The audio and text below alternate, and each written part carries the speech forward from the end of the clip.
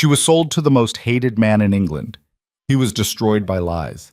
Together, they'll burn down the system that crushed them both. Welcome back to another epic story. If you're watching from London, New York, or anywhere in between, drop your city in the comments so I know where my story lovers are. And if you stay until the very end, you'll witness the moment everything changes. Hit that like button now, and let's dive in. The morning Lydia Harrow's life ended, the sky was the color of old bruises. She stood in the front hall of Harrow House, what was left of it anyway, while her father signed her away like livestock. His hand shook so badly, the ink splattered across the marriage contract, black drops on cream parchment that looked almost like blood. "Sign it, Lydia." She didn't move. Couldn't. Her eyes were locked on the document, on the name written in elegant script at the bottom. Adrian Blackthorne, Duke of Blackthorne, the devil himself. Lydia. Her father's voice cracked. He was a broken man, hollowed out by debt and shame, but she'd never heard him beg before. "Please." She looked up then, really looked at him, at the gray in his hair that hadn't been there 6 months ago, at the way his expensive coat hung loose on his frame, at the desperate animal fear in his eyes. Behind him, the house was already half empty. The paintings were gone, the silver, the furniture her mother had loved. Creditors had picked the place clean like vultures on a carcass, and still it wasn't enough. Still, the debt remained, a living thing that grew larger every day, feeding on what little they had left. "How much?" she asked quietly. "What? How much am I worth? What's the price for your daughter?" Her father flinched like she'd slapped him. "Lydia, don't—" £50,000, said a voice from the doorway. Lydia turned. The Duke's solicitor stood there, a thin man with wire spectacles and an expression of permanent disapproval. He'd arrived 3 days ago with the offer, and he'd been haunting their hallway ever since, waiting for her answer like death itself. 50,000, he repeated, paid in full upon marriage, the debt erased, the creditors satisfied, your family's name restored to acceptable standing. Acceptable. Not good, not respectable, just barely tolerable. "And what does he get?" Lydia asked. "The Duke. What does he get for his £50,000? The solicitor's mouth twitched. "A wife, Miss Harrow. What else would a man want?" Liar, she thought. The Duke of Blackthorne was famous for exactly one thing, hating women. The rumors were everywhere, had been for years. That he'd destroyed his first engagement in a spectacular scandal. That he'd been caught in compromising situations with men. That he lived alone in his northern fortress, refusing all society, turning away every marriage-minded mama in England.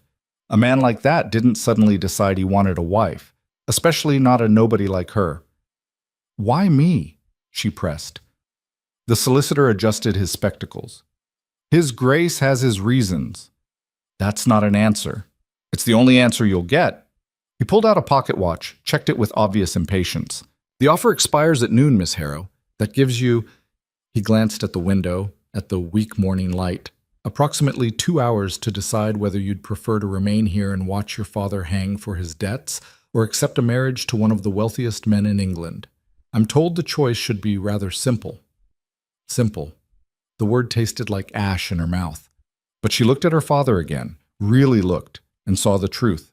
He was already dead. Oh, he was still breathing, still standing, but the man who'd taught her to ride horses and read Greek was gone. Debt had killed him as surely as any noose. If she refused, they'd take the house. They'd take everything, and her father would choose the coward's way out. She knew him well enough to know that, so really, there was no choice at all. Lydia reached for the pen. Her hand didn't shake. That was the thing that surprised her most. She'd thought she'd tremble, thought she'd cry, thought she'd feel something. But as she signed her name below the Duke's, all she felt was cold. A deep, settled cold that seemed to come from somewhere inside her chest. Lydia Margaret Harrow. There. Done. The solicitor snatched the contract away before the ink could dry, as if he was afraid she might change her mind. "Excellent. The ceremony will be held in 3 days at Blackthorne Manor. A carriage will collect you at dawn." 3 days? Her father's voice was hoarse. We need more time to prepare, to—" His Grace was quite clear about the timeline. The solicitor tucked the contract into his case with the care of a man handling explosives. 3 days, Mr. Harrow. I suggest you use them wisely. He left without another word, his footsteps echoing in the empty hall. Lydia stood there, staring at her ink-stained fingers. Somewhere in the house, she could hear her younger sister crying. Clara was 14, still young enough to believe in fairy tales, still young enough to think love mattered. Lydia had believed that once too, before her mother died, before the debt swallowed them whole, before she learned that survival was the only currency that mattered. I'm sorry. Her father's voice was barely a whisper. Lydia, I'm so... Don't. She cut him off, her voice sharper than she intended. Just don't. She walked away before he could say anything else. Walked up the stairs to her room, the one space they hadn't sold yet, and closed the door. Locked it. Stood there in the silence and tried to remember how to breathe. She was 22 years old. She'd had exactly one season in London, 3 years ago, before the money ran out. She'd danced at exactly 4 balls. She'd received exactly 2 proposals, both from men old enough to be her grandfather, both looking for a young wife to bear them sons before they died. She'd refused them both. Had told her father she'd rather die a spinster than marry without love. Funny how things changed. 3 days. She had 3 days to prepare for a life with a man she'd never met, a man the entire country whispered about, a man whose own family had reportedly disowned him. Lydia walked to her window and looked out at the grounds. The gardens were overgrown now, wild. No money for gardeners, no money for anything except the creditor's endless demands. What kind of man paid £50,000 for a wife he'd never met? What kind of monster had she just agreed to marry? The next 3 days passed in a blur of whispers and sideways glances. Clara cried constantly. Their father drank. The servants, the 2 who remained, packed what little Lydia was allowed to bring. 1 trunk. That was all. 1 trunk for her entire life. She chose carefully. Practical dresses?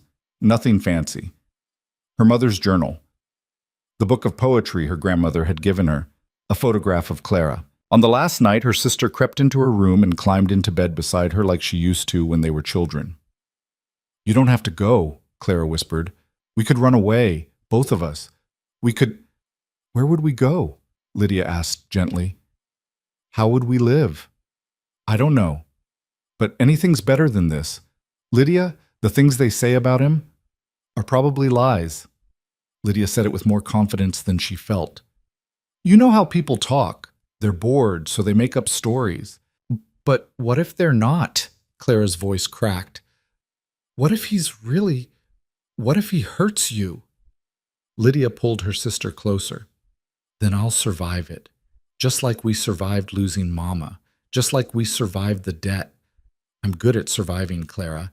It's practically my only talent. Clara laughed, a wet, broken sound. That's not true. You're brilliant. You're brave. I'm a commodity, Lydia said flatly, and tomorrow I'll be sold to the highest bidder. But at least you'll be safe. At least Father won't hang. That's something, isn't it? Clara didn't answer, just held on tighter, like she could keep her sister there through sheer force of will.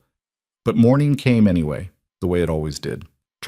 The carriage arrived exactly at dawn. It was black. Of course it was black. Everything about the Duke of Blackthorn seemed designed to reinforce his reputation as England's most notorious villain. The driver was a massive man with a scarred face who didn't speak, didn't smile, just loaded her single trunk and opened the door with the mechanical efficiency of someone who'd done this 1,000 times. Lydia stood on the front steps, looking back at Harrow House one last time. Clara was crying in an upstairs window. Her father stood in the doorway, gray-faced and silent. She didn't say goodbye, didn't wave, just climbed into the carriage and sat down on velvet seats that probably cost more than everything she owned. The door closed with a final sounding click. And then they were moving, pulling away from the only home she'd ever known, heading north into country she'd never seen. The first few hours passed in silence. Lydia watched the landscape change through the window. Rolling hills gave way to rougher country. Trees grew denser. The sky turned gray and stayed that way. She'd brought a book but couldn't focus on it. Her mind kept circling back to the same questions. Why her? Why now? What did the Duke really want? The solicitor's words echoed in her head. His Grace has his reasons. What reasons could possibly justify this? They stopped once, at a coaching inn, to change horses. The driver still didn't speak, just handed her down, led her to a private room where food was waiting, good food, expensive food, and then left her alone. Lydia ate mechanically. The bread tasted like sawdust, the meat like nothing. When they set off again, the sun was already sinking toward the horizon. They'd been traveling for nearly 10 hours. How far north were they going? As if in answer, the landscape shifted again. The gentle countryside disappeared entirely, replaced by something wilder, harsher. Hills rose on either side of the road, covered in dark pines. The sky turned the color of iron. This was the north. The real north. The part of England that London society pretended didn't exist. And somewhere ahead, in this wilderness, was Blackthorn Manor. The carriage began to climb.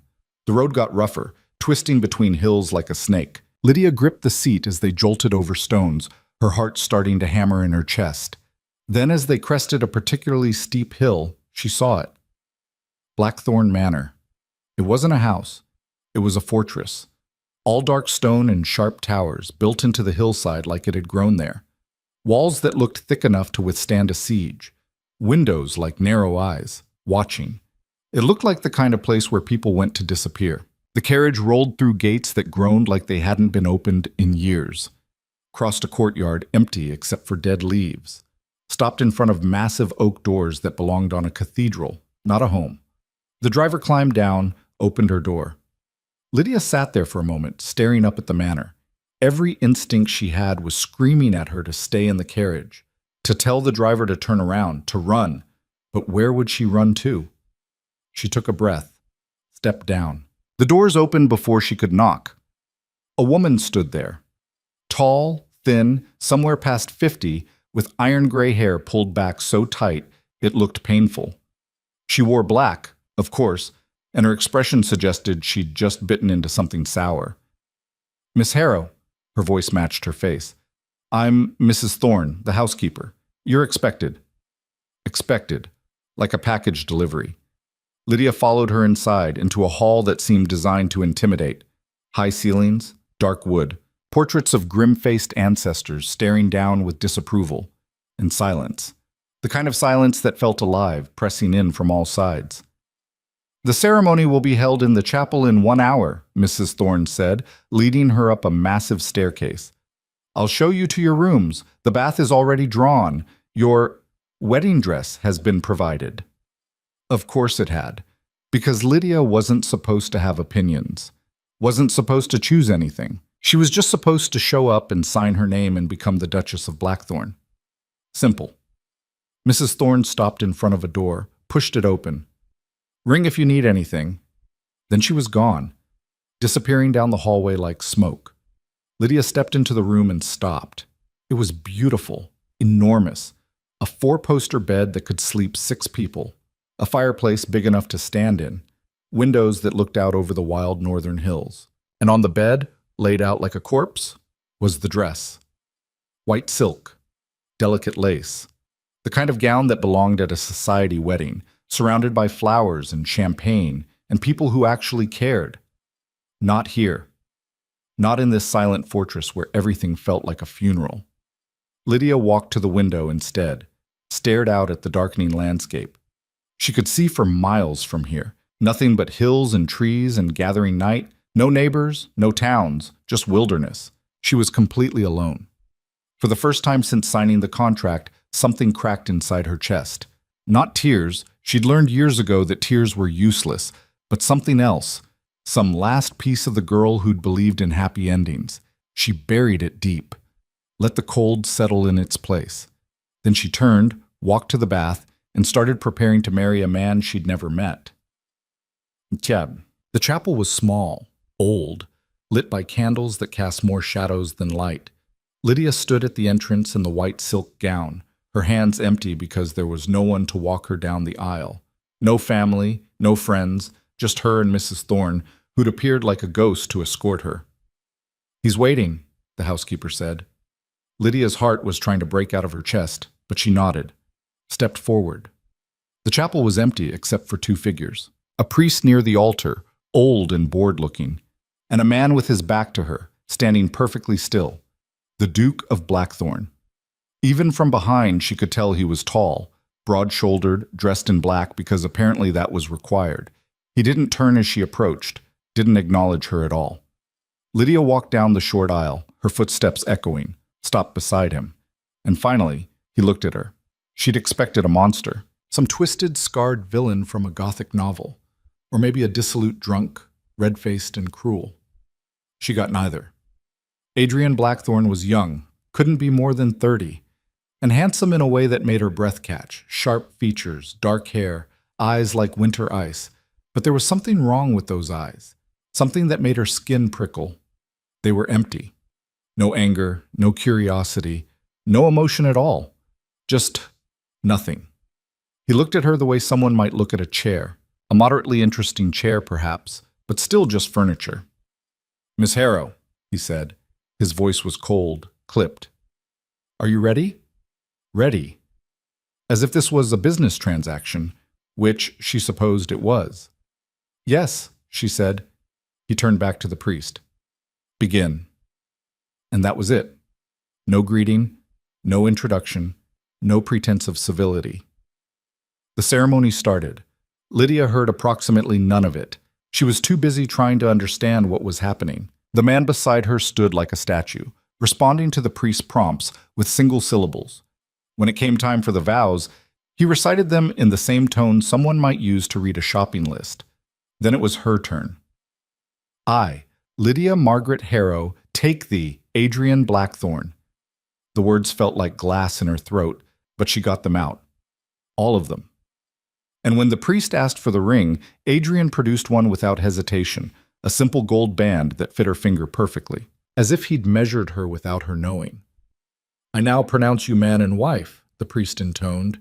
"You may—" Adrian was already turning away, already walking toward the door. The priest coughed. "Your Grace, the customary is unnecessary," Adrian said without stopping. And then he was gone, leaving Lydia standing at the altar in her white dress, still wearing the ring he'd just put on her finger, still trying to process what had just happened. She wasn't a wife. She was a signature on a contract, a name on a piece of paper. Nothing more. Mrs. Thorne appeared at her elbow. "Come, I'll show you to the Duchess's quarters." "That wasn't the Duchess's quarters?" Lydia asked, still dazed. "Where I dressed?" "Those were the guest rooms, Your Grace." Mrs. Thorne's voice was completely neutral. "The Duchess's apartments are in the East Wing." Lydia followed her out of the chapel, through winding corridors that all looked the same. The manor was massive, she realized. Huge. She could get lost in here and never be found. They climbed another staircase, turned down another hallway, stopped at another door. "Your quarters," Mrs. Thorne said, pushing it open. These rooms were larger than the guest suite, just as beautiful, just as empty. "The Duke's apartments are through there." Mrs. Thorne gestured to a connecting door, though His Grace rarely uses them. Rarely. Not never. Rarely. "Where does he sleep then?" Lydia asked. Mrs. Thorne's expression didn't change. "I'm afraid I couldn't say, Your Grace. His Grace values his privacy." Privacy. Right. "Dinner is served at 8 in the small dining room," Mrs. Thorne continued. "Would you like me to send someone to help you dress?" Lydia looked down at the wedding gown. "No, I can manage." Mrs. Thorne nodded and left, closing the door with a soft click. Lydia stood there in the silence, looking around at her new prison. Because that's what this was, wasn't it? A beautiful, expensive prison. She walked to the window. Night had fallen completely now, and all she could see was her own reflection in the glass. A girl in a white dress. A stranger. The Duchess of Blackthorn. She almost laughed. Almost. But if she started, she wasn't sure she'd be able to stop. So instead, she did what she always did. She buried the emotion, locked it away, and started planning. Adrian Blackthorn had bought himself a wife for £50,000. He clearly didn't want companionship, didn't want warmth or affection. So what did he want? What was worth £50,000 to a man who apparently had everything? Lydia looked at the connecting door, at the barrier between her world and his. She would find out, One way or another, she would figure out what game he was playing. And then, maybe, she'd figure out how to survive it, because survival was what she did best. Dinner was served in what Mrs. Thorne called the small dining room, though it could have seated 20 people comfortably. Lydia arrived exactly at 8, wearing a simple gray dress she'd brought from home, and found the room empty except for a single-place setting at one end of an absurdly long table. One setting. She stood in the doorway, staring at the lone chair, the single plate, the solitary wine glass gleaming in the candlelight. "His Grace will not be joining you this evening, Mrs." Thorne said from behind her, making Lydia jump. The housekeeper had a talent for appearing out of nowhere. "Or any evening, I'm afraid. He takes his meals in his study." "I see." Lydia's voice came out flat. "And breakfast?" "His Grace breakfasts at 5, in his study." "Lunch?" "Study." "Of course." Lydia walked to the table and sat down. A servant appeared immediately, a young girl who couldn't have been more than 16 with frightened rabbit eyes, and began serving soup. It was excellent soup, rich, perfectly seasoned. Lydia ate it and tasted nothing. She was halfway through the second course when she realized the girl was staring at her, not obviously, just quick darting glances when she thought Lydia wasn't looking. "What's your name?" Lydia asked. The girl nearly dropped the serving dish. Mary, Your Grace." "How long have you worked here, Mary?" 3 years, Your Grace." 3 years in this silent tomb. "Do you like it here?" Mary's eyes went wide, like the question was a trap. It's a good position, Your Grace. Mrs. Thorne is very fair." "Fair, not kind, not warm. Fair." "And the Duke?" Lydia kept her voice casual. "Is he a good employer?" Mary went very still. I wouldn't know, Your Grace. I've never spoken to His Grace. None of us have, except Mrs. Thorne and Thomas the driver, and sometimes Mr. Pierce." "Who's Mr. Pierce?" "His Grace's valet, Your Grace." Mary was backing toward the door now, clearly desperate to escape. "Will there be anything else?" "No, thank you, Mary." The girl fled like the room was on fire. Lydia sat there pushing food around her plate. She'd been the Duchess of Blackthorn for exactly 4 hours, and she'd already learned several things. 1, her husband had no intention of acknowledging her existence. 2, the servants were terrified of something. And 3, this manor had more secrets than it had rooms. She should probably just accept it, take her £50,000 worth of isolation, and be grateful she wasn't starving in London. This was the bargain she'd made after all, her presence in exchange for her family's salvation. But Lydia had never been good at accepting things. She finished dinner, or pretended to, and then told Mary she was going to bed. The girl looked relieved, probably thought the new Duchess would stay locked in her gilded cage like a good little wife. Lydia waited exactly 20 minutes after Mary left. Then she opened her door and stepped into the hallway. The manor was even more unsettling at night. Shadows pooled in corners. Candles flickered in wall sconces, making the portrait seem to move. Somewhere in the distance, she could hear wind howling against the windows. She had no plan, no destination, just a burning need to understand what kind of place she'd been sold into. She walked, choosing corridors at random. Most of the rooms were closed, locked, or empty. Furniture covered in dust sheets. Fireplaces cold. It was like walking through a museum of a life that had stopped existing years ago. How many people actually lived in this massive pile of stone? Mrs. Thorne, Mary, Thomas the driver, Mr. Pierce the valet, maybe a cook, a handful of other servants, and Adrian. That was it. Maybe a dozen people in a house built for hundreds. Why? Lydia turned down another corridor and stopped. This one was different, cleaner. The candles were fresh. The floor showed signs of recent use. She followed it, her heart starting to beat faster. At the end was a door, slightly ajar with light spilling through the gap. She could hear voices, low, male, urgent. Every instinct told her to turn back. This was none of her business. She was just the bought wife, the convenient solution to whatever problem Adrian was hiding. But she'd never been good at doing what she was told, either. Lydia crept closer, barely breathing, until she could see through the crack in the door. It was a study. Large, comfortable, lined with books. A fire burned in the hearth, and standing in front of it were 3 men. Adrian was one of them. He'd changed out of his wedding clothes into plain dark trousers and a white shirt, sleeves rolled up. He looked different like this. Less like a statue, more like a person. The second man was older, maybe 40, with the weathered face of someone who spent time outdoors. He was gesturing angrily as he spoke. "Can't keep doing this. It's been 3 years, Adrian. 3 years of hiding, of letting them think. I know how long it's been, Marcus." Adrian's voice was still cold, but there was something underneath it now, an edge. "I was there, remember?" "Then you know we're running out of time. The vote is in 6 weeks. If Thornley gets that seat, he won't." "How can you be so sure?" The third man spoke now, younger than the others, with nervous energy. "You haven't left this place in months. You have no allies left. Everyone believes—" "I know what they believe." Adrian cut him off. "That's the point." "The point," Marcus said slowly, "was to buy time, to build a case, to find proof. But you've done nothing except lock yourself in this fortress and what? Say it, Marcus." Marcus's jaw clenched. "And marry some girl you've never met for reasons you won't explain." Lydia's stomach dropped. Adrian turned toward the fire. "My marriage is irrelevant to this conversation." "Is it?"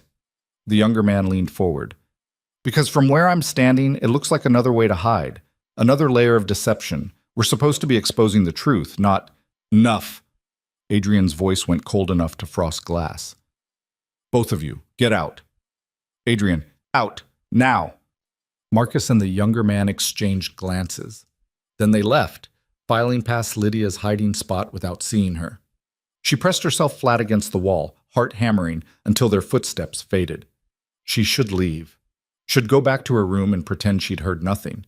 But Adrian was still in there, standing in front of the fire like he was trying to burn the entire conversation out of his mind. And Lydia had questions, so many questions. She pushed the door open and walked in. Adrian spun around, his hand going instinctively to his side, to where a weapon would be if he'd been wearing one. His eyes went wide when he saw her. For exactly 3 seconds, she saw real emotion on his face. Shock. Maybe even fear. Then the mask slammed back down. "What are you doing here?" His voice was flat again. Empty. "I live here," Lydia said. "Remember? You married me 4 hours ago." "You should be in your rooms." "Should I?" She stepped further into the study, closing the door behind her. "Is that part of our arrangement?" "I stay locked away while you conduct mysterious meetings with angry men." Something flickered in his eyes. "You were eavesdropping." "The door was open." Not quite a lie. "And you weren't exactly being quiet." Adrian stared at her for a long moment. Then he turned back to the fire. "Go to bed, Lydia." "No." That got his attention. He looked at her again, and this time there was something almost like curiosity in his expression. "No? I want to know what I've walked into." She crossed her arms. "I signed a contract. I married a man I've never met. I gave up my entire life for £50,000 and the vague promise of security. I think I deserve to know why." "You deserve," Adrian said slowly, "exactly what was promised. A title, financial security, a home, nothing more." "That's not an answer. It's the only answer you're going to get." He moved toward the desk, clearly dismissing her. "Now please, leave." Lydia didn't move. Couldn't. Because she'd seen something when he turned, something he'd probably forgotten was there. On his desk, half covered by papers, was a map. A detailed map of London, with certain buildings marked in red ink. Parliament, several noble estates, and one building circled multiple times. Thornley House, the same name Marcus had mentioned, the man who was apparently trying to win some kind of vote. "Who's Thornley?" she asked. Adrian went very still. "I told you to leave." "And I told you no." She walked closer to the desk, studying the map. "What's in 6 weeks? What vote were they talking about?" "This is not your concern. I'm your wife. That makes it my concern." "You're a name on a contract," Adrian said, and there was finally some heat in his voice. Finally, some real emotion. Anger. "That's all. You signed it. You got your money. Now play your part and stay out of my way." The words should have stung. Probably would have if Lydia hadn't spent the last 3 years building armor around her heart, but she'd learned how to take worse hits than this. "What's your part then?" she asked quietly. "The broken duke? The scandal? The man everyone whispers about?" Adrian's hands clenched into fists on the desk. "Get out. Make me." It was stupid, reckless, the kind of thing that would have made her father despair. But Lydia was so tired of being pushed around, so tired of being treated like she didn't matter. She'd sold herself into this marriage. The least she deserved was the truth. Adrian moved fast. One moment he was behind the desk, the next he was in front of her, close enough that she could see gold flecks in his gray eyes, close enough to smell cedar and smoke on his skin. "You want the truth?" His voice was low, dangerous. "Fine. Yes, I'm hiding. Yes, there's a vote in 6 weeks that could destroy everything I've been working toward. Yes, I married you because I needed everyone to think I was settling down, becoming respectable, so they'd stop watching me quite so closely." Lydia's breath caught. "Stop watching you do what?" "Whatever I have to do to survive." He stepped back, putting distance between them again. "There, the truth. Are you satisfied?" No, she wasn't, because that explanation raised 100 more questions. But before she could ask any of them, Adrian was moving toward the door. "Go to bed, Lydia. Tomorrow, we'll discuss the rules of this arrangement. But tonight—" He stopped, his hand on the doorframe. "Tonight, just leave me alone." He walked out, leaving her standing in his study, surrounded by maps and secrets. Lydia stood there for a long moment, trying to process everything. Then she looked at the desk, at the papers Adrian had been so careful to keep her away from. She shouldn't. It was wrong, an invasion of privacy. But when had doing the right thing ever gotten her anywhere? She crossed to the desk and started looking through the papers. Most of it was correspondence, bills, estate management, normal things. Then she found the folder. It was thin, tucked under a ledger like someone had tried to hide it. Inside were newspaper clippings, all of them about Adrian, about the scandal that had destroyed his reputation 3 years ago. Duke's depraved behavior. Shocks society. Blackthorn caught in compromising position. Engagement. Broken after midnight scandal. The articles were vicious, detailed. They described Adrian as a predator, a deviant, someone who'd been secretly living a double life. They claimed he'd been found in a gambling house in a questionable part of London, in the company of men of ill repute. That his fiancée had discovered the truth and fled in horror. But something about the articles felt wrong. The details were too specific, too convenient, like someone had fed the story to the newspapers fully formed. At the bottom of the folder was a photograph, faded, creased, like it had been handled many times.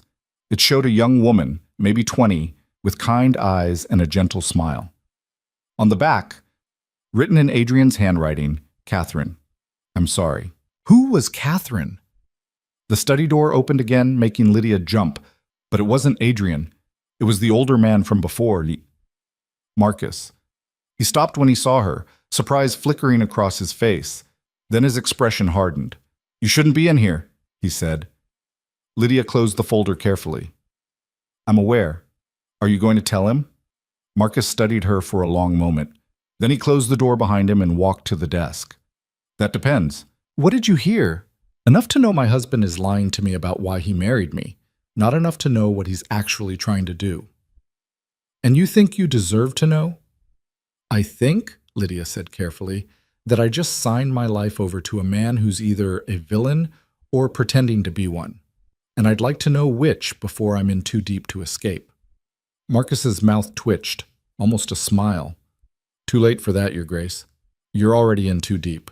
The moment you married him, you became part of this whether you wanted to or not." "Part of what?"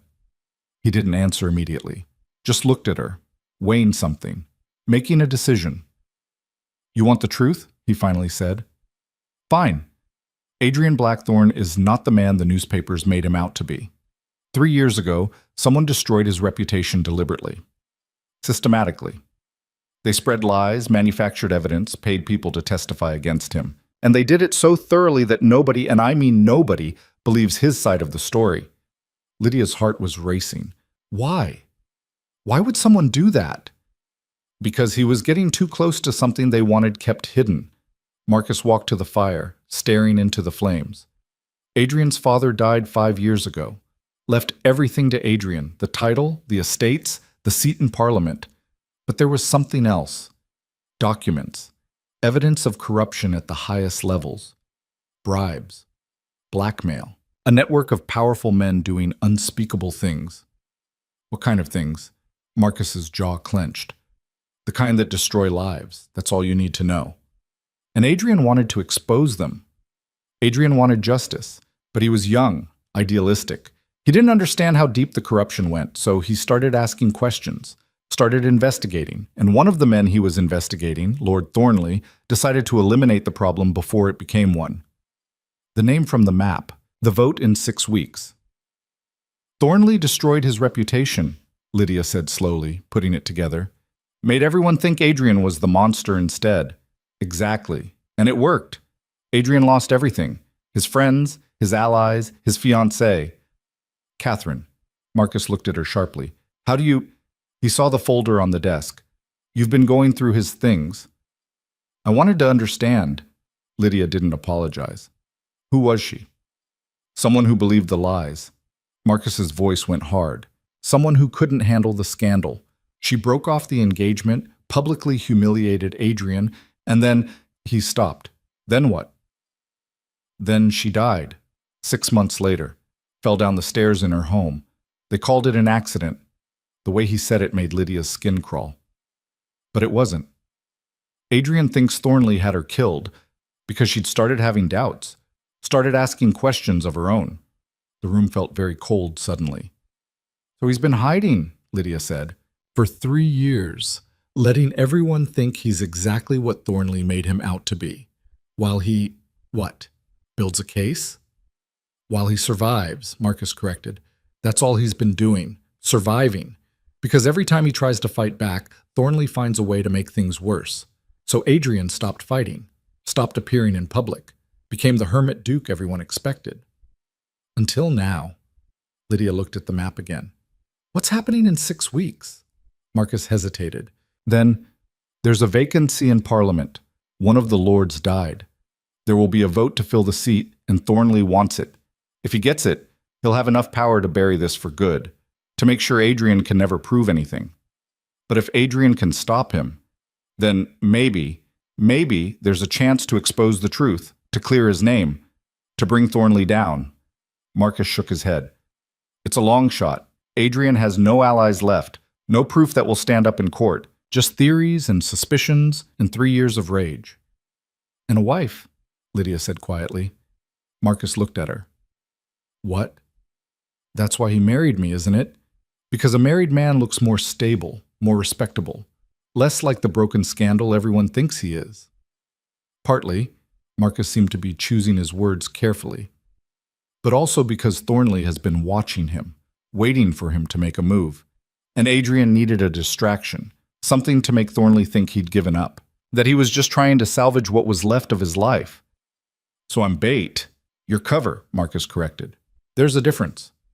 Not much of one. Lydia walked to the window, looking out at the dark hills. What happens if Thornley wins the vote?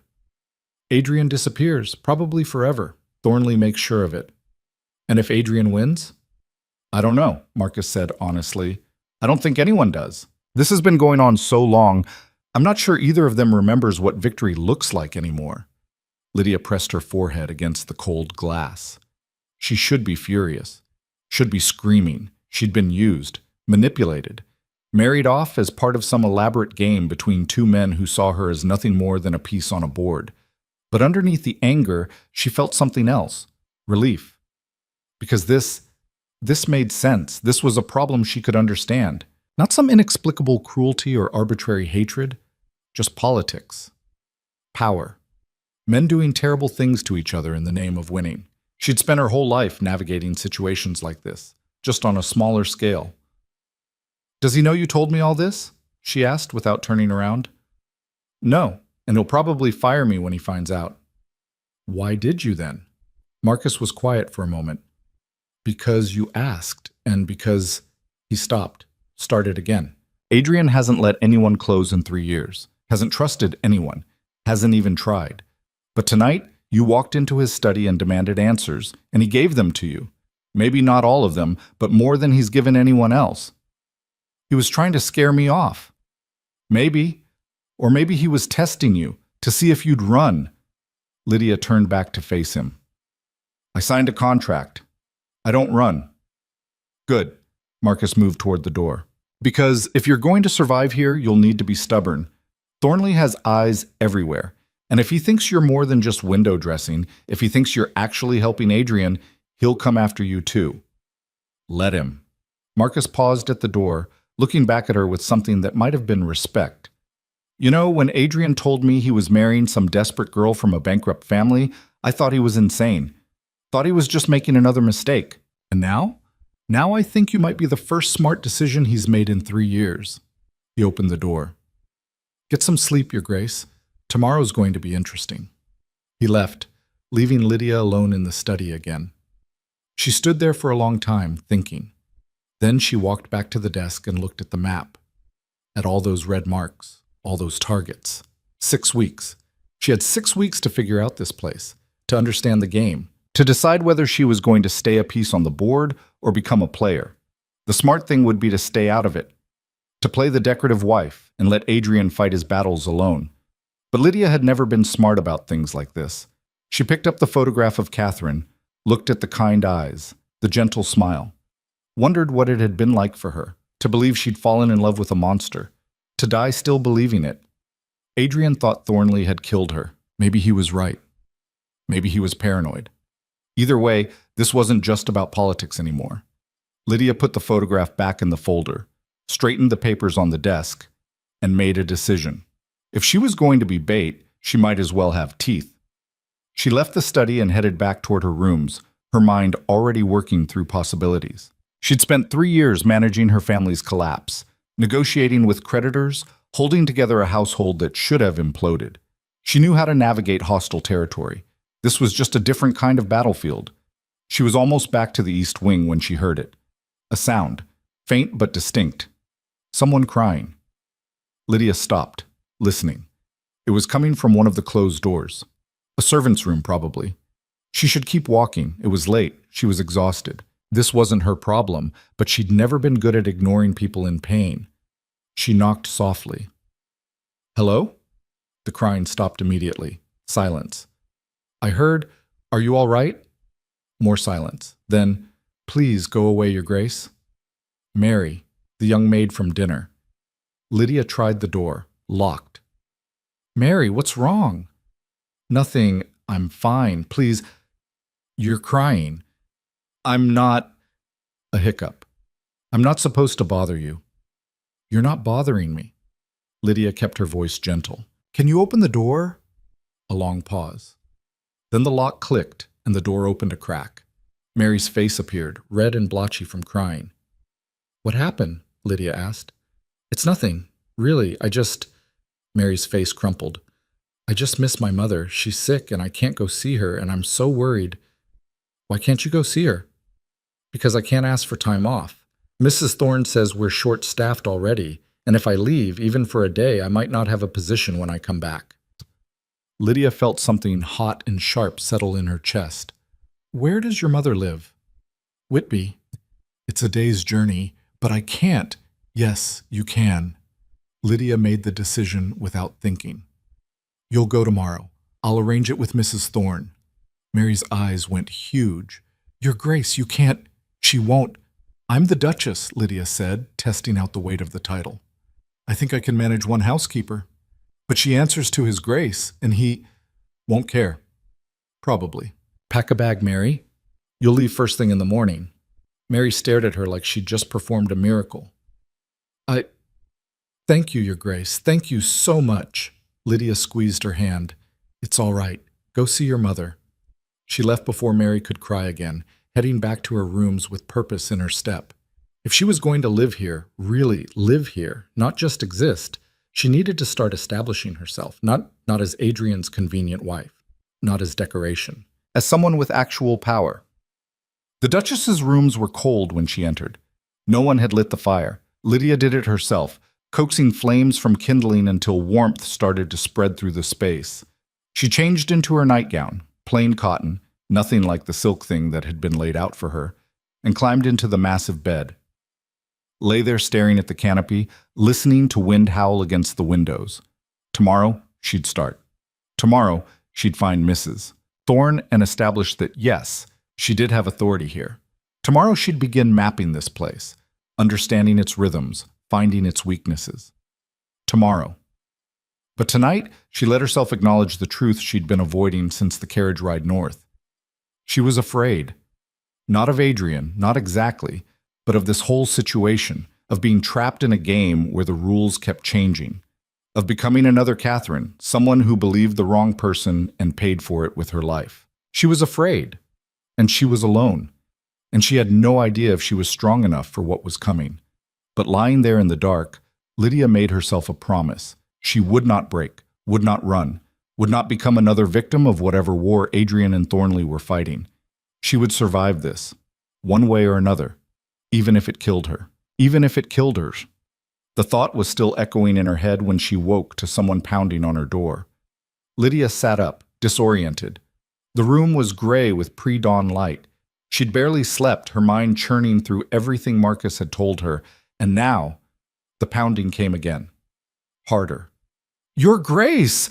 Mrs. Thorne's voice, sharp with something that might have been panic. "Your Grace, you need to come. Now." Lydia threw on a robe and yanked open the door. The housekeeper stood there, her iron composure cracked just enough to show real alarm underneath. "What's happened?" "It's Mary, the girl from last night. She's gone." Lydia's stomach dropped. "Gone? What do you mean, gone?" "Her room is empty. Her things are missing. And Thomas says one of the horses is gone from the stable." Mrs. Thorne's mouth was a thin line. "She's run off." "She didn't run off," Lydia said immediately. "I told her she could go, to visit her sick mother in Whitby." The housekeeper went very still. "You what?" "I gave her permission last night. She was upset and You had no right." Mrs. Thorne's voice could have cut glass. "Staff decisions go through me, Your Grace, not you, and certainly not without informing His Grace first." She was crying. "Her mother is ill. It's one day that leaves us short a chambermaid. One day where His Grace's schedule is disrupted. One day where—" Mrs. Thorne stopped herself, visibly pulling her composure back together. "This is not how things are done here." "Then maybe," Lydia said quietly, "things need to be done differently." The housekeeper stared at her. For a moment, Lydia thought she might actually argue, but then footsteps echoed in the hallway and they both turned. Adrian strode toward them, already dressed despite the early hour. His face was unreadable, but there was tension in the set of his shoulders. "What's all this noise?" Mrs. Thorne straightened. "The new chambermaid has abandoned her post, Your Grace. Without notice, I gave her permission to visit her sick mother," Lydia interrupted, "in Whitby. She'll be back tomorrow." Adrian's eyes cut to her, cold, assessing. "Did you?" It wasn't a question. "Yes." Lydia lifted her chin. She was distressed. You thought, Adrian said slowly, "that you could make decisions about my household without consulting me." "I thought I could show basic human kindness to a girl who was crying." Human kindness. He said it like the words were foreign. How touching. "She'll be back." "She won't." Adrian's voice went flat. "Because she took the horse, which means she's not planning to return on foot. Because she packed all her things, which means she's not planning to return at all. And because—" He stopped, turned to Mrs. Thorne. "Did she take anything else?" The housekeeper hesitated. "We're still doing inventory, Your Grace, but it appears some silver may be missing from the dining room." Lydia's heart sank. "No, she wouldn't." "Wouldn't she?" Adrian's laugh was bitter. "You've known her for all of one evening, Lydia. I've employed her for 3 years, and in that time she's stolen twice before. Small things, things we couldn't prove. But now—" He gestured at the empty hallway. "Now she has a horse, a day's head start, and a duchess who just gave her the perfect excuse to disappear." The words hit like a slap. "I didn't know." "Ha! No, you didn't." Adrian's eyes were ice. Because you didn't ask, didn't think, just acted on impulse because a girl batted her eyes and told you a sad story. Her mother is sick. Her mother is dead. Has been for 2 years. Mrs. Thorne's voice was gentle, which somehow made it worse. I'm sorry, Your Grace, but Mary has a history of embellishment. We kept her on because good staff is hard to find this far north, but we watched her carefully. Lydia felt sick. I didn't know. Obviously. Adrian turned away.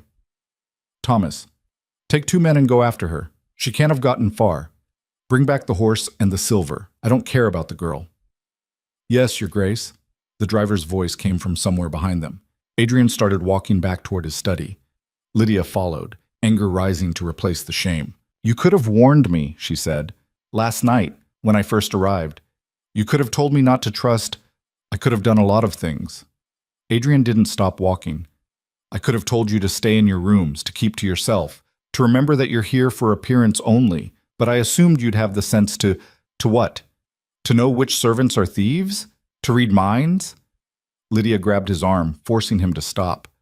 You've told me nothing, given me no guidance, left me completely alone in this place, and now you're angry that I made a mistake? He looked down at her hand on his sleeve, then at her face. Let go. No. Lydia, no. She didn't raise her voice, didn't need to.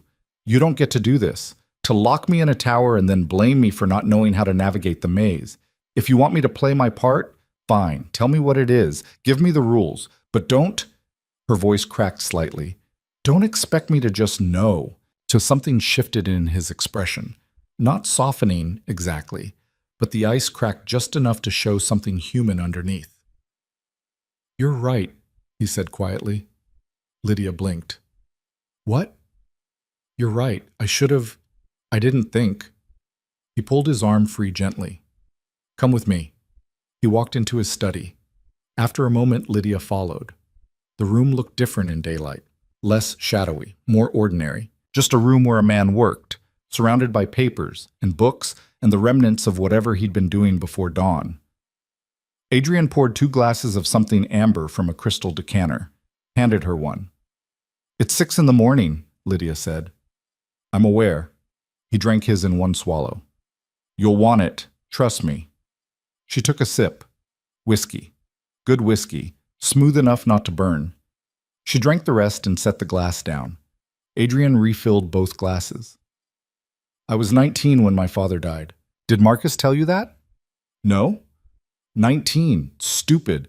Arrogant. Thought I could change the world just by wanting it badly enough. He stared into his glass. My father left me everything. The title, the estates, the parliamentary seat, and a locked box with a letter that said, don't open this unless you're prepared to go to war. And you opened it. Not immediately. First I tried to be the duke everyone expected. Attended sessions, made alliances, played the game. His mouth twisted. I was actually good at it. People liked me, trusted me. I had friends, a fiancé, a future that looked normal. What was in the box? Adrian set down his glass and walked to the window. Proof. Years of it. My father had been collecting evidence of corruption within the House of Lords, bribes, blackmail, things that would destroy half the peerage if they came to light. Why didn't he expose it himself? Because he was part of it. Adrian's voice went hard. Early in his career, they caught him in something, used it to control him for decades. By the time he tried to break free, he was dying. So he left it to me instead. His final gift. A chance to finish what he started. Lydia moved closer to the window, standing beside him. You tried to expose them. I tried to be smart about it. Built a case. Gathered more evidence. Made sure I had everything I needed before I made a move. He laughed, bitter. But I underestimated how ruthless they'd be. How far they'd go to protect themselves. Thornley. Thornley was the worst of them. Still is. He's not just corrupt. He's vicious about it. Enjoys the power. The control. Adrian's hands clenched on the windowsill. When he realized I was coming for him, he didn't try to bargain, didn't try to threaten. He just destroyed me. The scandal. The scandal was brilliant. I'll give him that. He knew exactly where to hit, made me look like the predator instead of him, turned everyone I trusted against me. And when Catherine... He stopped, swallowed hard. When Catherine started questioning the story, started thinking maybe she'd been wrong about me, he had her killed, made it look like an accident, and sent me a message the next day. What message? Adrian pulled something from his pocket, a small card yellowed with age. He handed it to Lydia. The handwriting was elegant, almost beautiful. This is what happens when people ask the wrong questions. How many more will you kill before you learn to stay quiet? Lydia's hands shook as she read it. This is insane. He's insane. He's effective. Adrian took the card back, tucked it away. After Catherine died, I stopped fighting, came here, let everyone think I'd broken, because as long as Thornley thought I was beaten, he left me alone, left the people around me alone. But you didn't stop, Lydia said slowly. You've been planning, all this time, building toward something. The vote. Adrian turned to face her fully.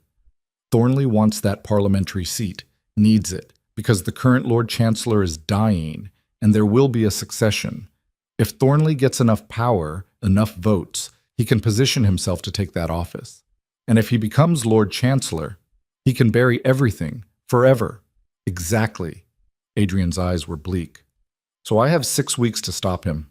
6 weeks to find proof strong enough that even his allies can't ignore it. 6 weeks to destroy him before he destroys what's left of me.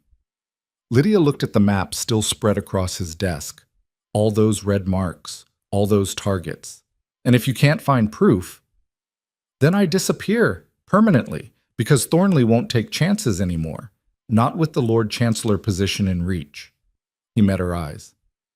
That's why I married you, not just for appearances, but because I needed someone here. Someone Thornley would see as harmless. A distraction while I make my final moves. Bait, Lydia said, echoing Marcus's word. Cover, Adrian corrected. There's a difference. Is there? She crossed her arms. Because from where I'm standing, you've just painted a target on my back without bothering to warn me first. You're safer than you think. Thornley won't move against you as long as you seem irrelevant. A simple girl who married for money and stays out of politics. That's all you have to be. And when he realizes I'm not that simple? Adrian was quiet for a long moment. Then you leave. I'll arrange it. Money, transport, a new identity if necessary. You'll be safe. And you? I'll be dead. He said it calmly, matter of fact. But you'll be safe. That's the deal. Lydia stared at him. At this man who'd bought her like property, who'd used her as a pawn, who was standing here calmly discussing his own death like it was inevitable. And she felt something crack open in her chest, something angry and fierce and completely unreasonable. No, she said. Adrian blinked. What? No, I'm not playing the harmless wife. I'm not staying out of it. And I'm definitely not running away when things get difficult. Lydia, you need help. She moved closer, forcing him to look at her. You've been doing this alone for 3 years, and you're losing. You said it yourself. No allies, no proof, running out of time. So stop trying to protect me and start letting me actually do something useful. You don't understand what you're asking. Then explain it. Stop treating me like I'm fragile and tell me the truth. All of it. She grabbed his arm again, gentler this time. I grew up managing a household in debt, negotiating with creditors, holding things together when they should have fallen apart. I know how to be strategic, how to lie, how to survive in hostile territory. This isn't debt collectors, Lydia. This is power, politics, men doing terrible things to each other. She didn't let go. I know, Marcus told me, and I'm not scared. You should be. Probably. She smiled, sharp and humorless. But I signed a contract, remember? For better or worse. And this... She gestured at the study, the maps, the evidence of his war. This is definitely worse, so let me help. Adrian stared at her for a long moment. She could see him thinking, weighing, making calculations. If I let you help, he said slowly, you follow my lead. No improvising. No taking initiative without checking with me first. Like I did with Mary. Exactly like that. Because next time, it won't be silver that gets stolen. It'll be information. Or worse. His voice hardened. Thornley has people everywhere. Servants, shopkeepers, people you'd never suspect. And they're watching for any sign that I'm active again. One mistake could end everything. As Lydia thought about Mary's tear-stained face, about how easily she'd been manipulated, how close she'd come to compromising everything without even knowing it. "All right," she said. "I'll follow your lead. But you have to actually lead. No more leaving me in the dark." Adrian nodded slowly. "Deal." "Sophia." Lydia pulled out a chair and sat down at his desk like she belonged there. "Where do we start?" For the first time since she'd met him, Adrian almost smiled. "We start with trust and verification." He pulled out a different folder. This one was thick, stuffed with papers. He spread them across the desk between them. "These are Thornley's financial records, or what I've been able to piece together. He's careful, uses intermediaries, shell companies, false names, but there's a pattern. Money flowing in from sources that don't make sense. Payments to people who shouldn't be connected to him." Lydia leaned forward, studying the numbers. "This is a lot of money. Bribes. Mostly. Some blackmail payments. Some just buying people." Adrian pointed to one entry. "This one, for example. £20,000 to a shipping concern in Dover. But there's no shipping company by that name. No legitimate business at all. So it's a front.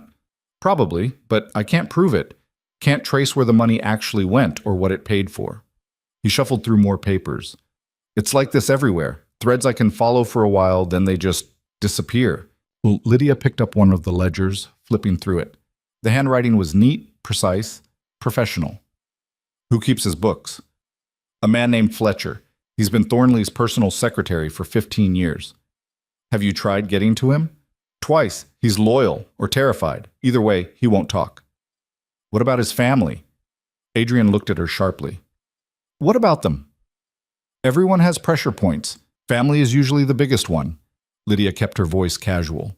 "Does Fletcher have children? A wife? Someone he cares about?" "A daughter."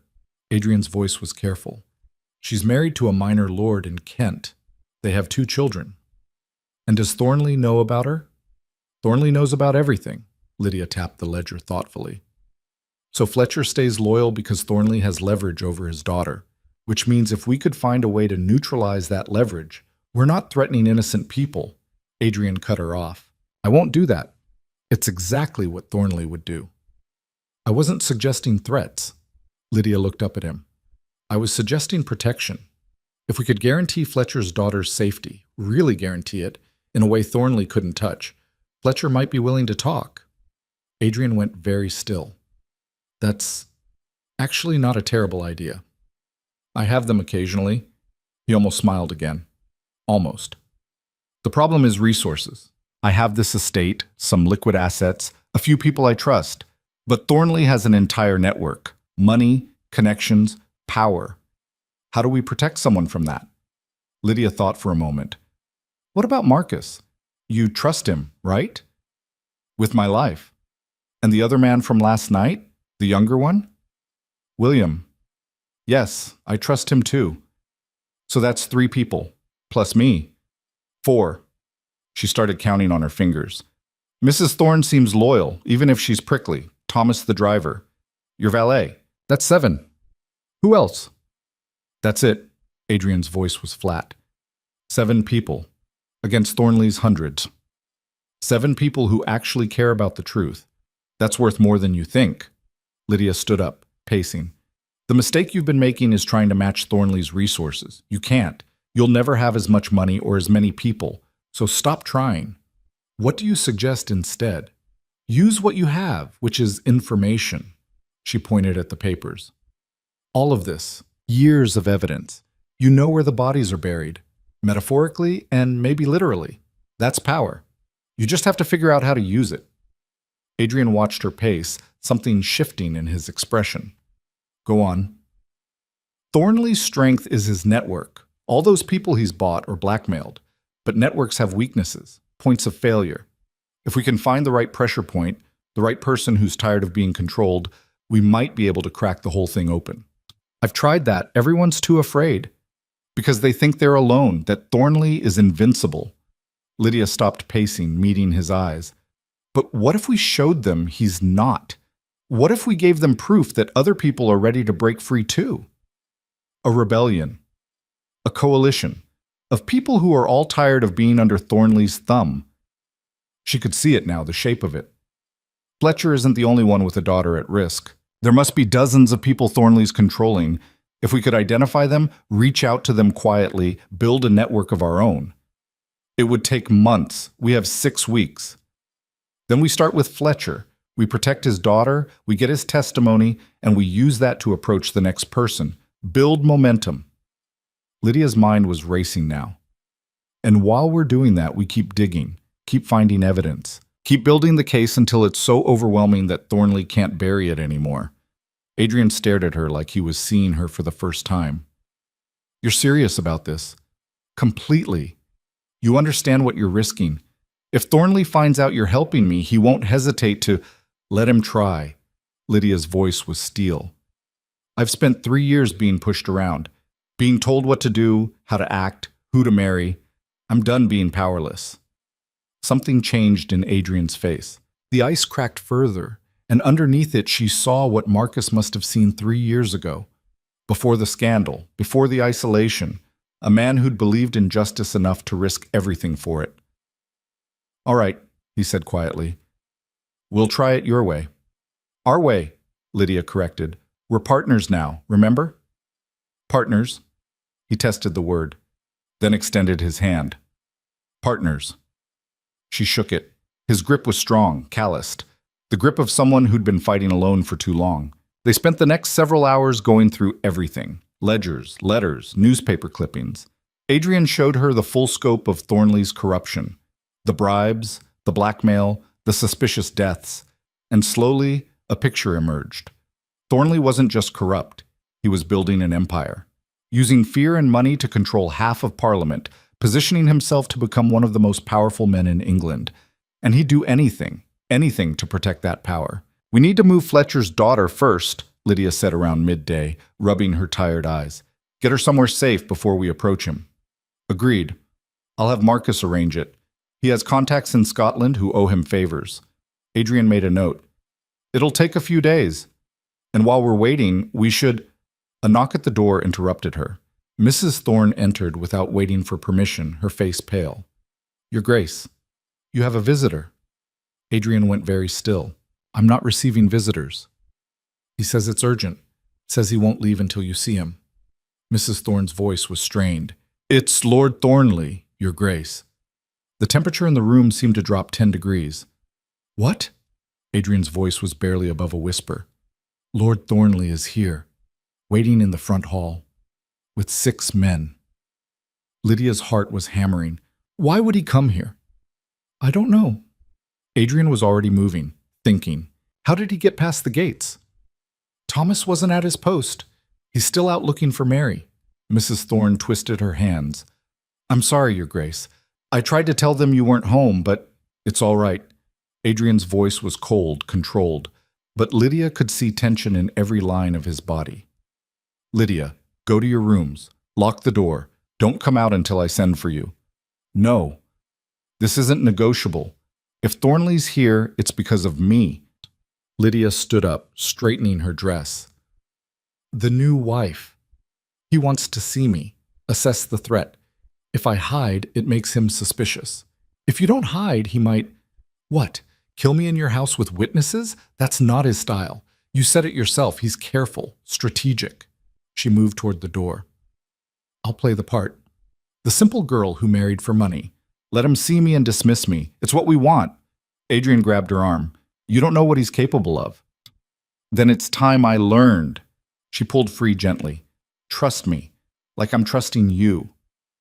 For a long moment, he just looked at her. Then he nodded. Stay close to me. Don't say anything unless you have to. And if I tell you to run, I run. I promise. She took a breath. How do I look? Terrified. Good. That's authentic. She smiled, but her hands were shaking. Let's go meet the monster. They walked downstairs together, Adrian's hand hovering near her elbow, but not quite touching, protective without being obvious.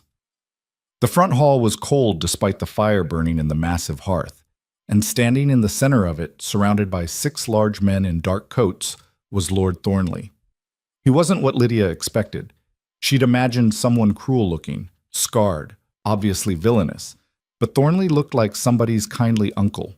Round face, white hair, twinkling blue eyes. He wore expensive clothes without ostentation, and when he smiled at their approach, it looked genuine. That made him so much worse. "Adrian!" His voice was warm, friendly. "Finally! I was beginning to think your housekeeper was lying about you being home." "Thornley!" Adrian's voice could have frozen fire. "What are you doing here?" "Is that any way to greet an old friend?" Thornley's eyes slid past Adrian to Lydia. "And you must be the new Duchess. I heard you'd gotten married. Wanted to come congratulate you in person." "How kind," Adrian said flatly. "Now leave." "Not very hospitable, Adrian, especially when I've come all this way." Thornley took a step closer, still smiling. "Aren't you going to introduce me to your lovely wife?" Adrian's jaw clenched, but he turned slightly. "Lydia, this is Lord Thornley. Thornley, my wife, Lydia." "Charmed." Thornley took Lydia's hand and kissed it. His lips were cold. "You're even more beautiful than the rumors suggested." Lydia forced a smile. "You're too kind, Lord Thornley." "Not at all. It's simply the truth." He still hadn't let go of her hand. "Tell me, my dear, how are you finding Blackthorn Manor? I imagine it must be quite different from what you're used to." There was something underneath the words. A probe. Testing. "It's certainly larger than my family home," Lydia said carefully, "but His Grace has been very welcoming." "Has he?" Thornley's smile widened. "How fortunate. Adrian has always been so particular about his privacy. I'm delighted to see him finally opening his doors, his heart." "What do you want, Thornley?" Adrian's voice cut through the pleasantries like a knife. Thornley finally released Lydia's hand. "Can a man simply visit an old friend?" "We were never friends." "No? I seem to remember we were quite close once, before your unfortunate scandal." Thornley's eyes glittered. "But that's all in the past now, isn't it? You've moved on, built a new life, taken a wife." "Yes, and that life doesn't include you." "Are you certain?" Thornley walked slowly around the hall, examining the portraits on the walls. "Because I have to wonder, Adrian, why now? Why, after 3 years of perfect isolation, do you suddenly decide to marry? And such a sudden courtship, too. No announcements, no engagement period, just a transaction." Lydia's blood ran cold. "My personal life is none of your concern," Adrian said. "Isn't it, though?" Thornley stopped in front of a portrait of Adrian's father.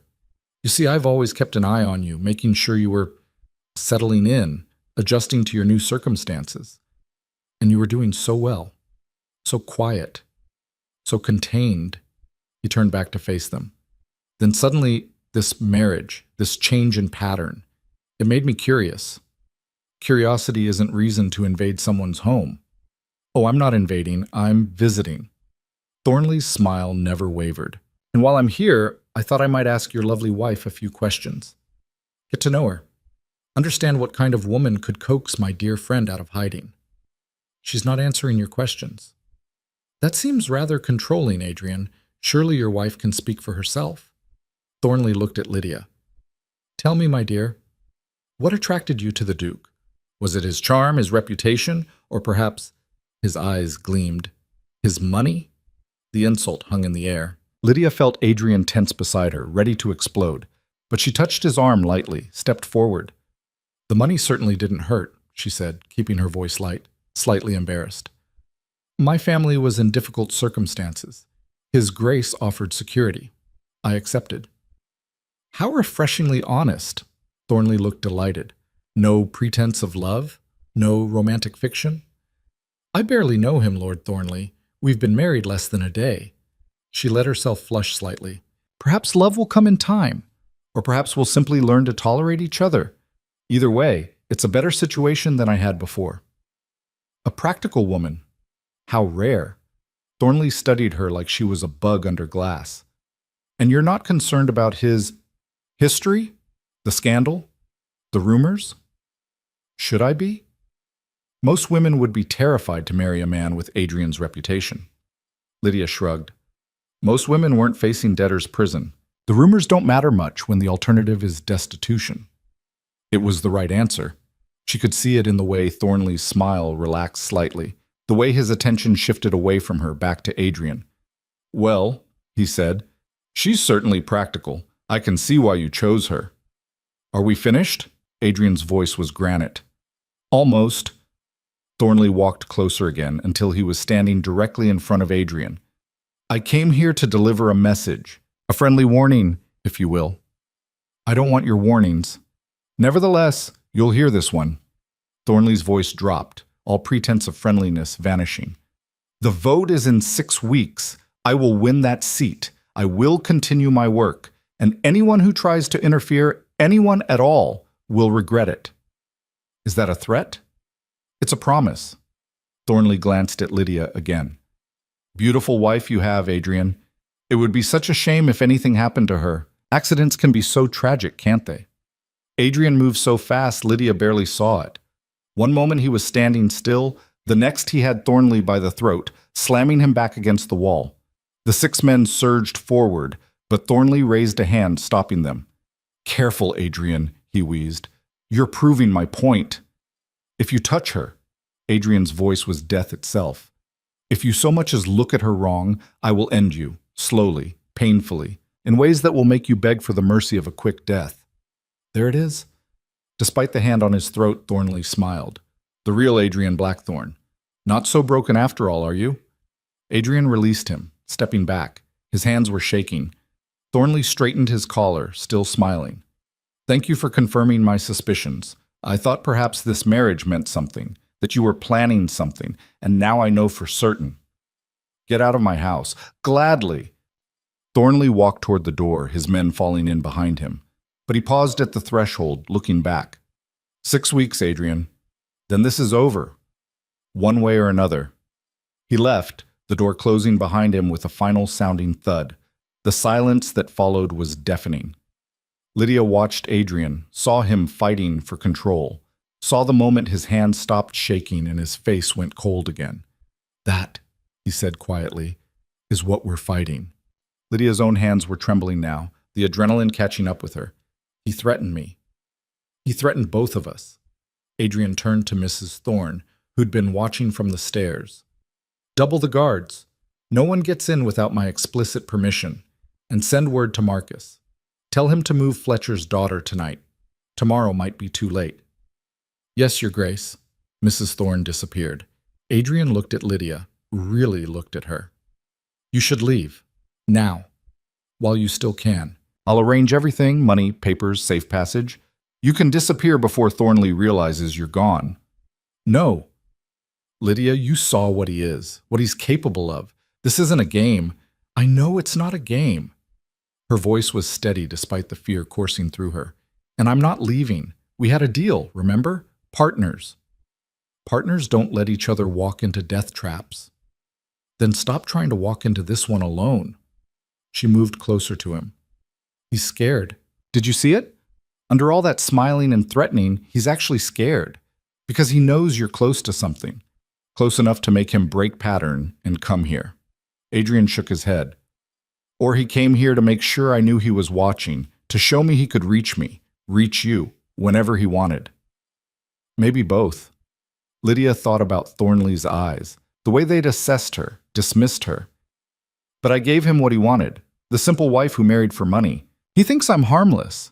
For now. Then we use it. While he's not watching me, I can—" "No." Adrian's voice was final.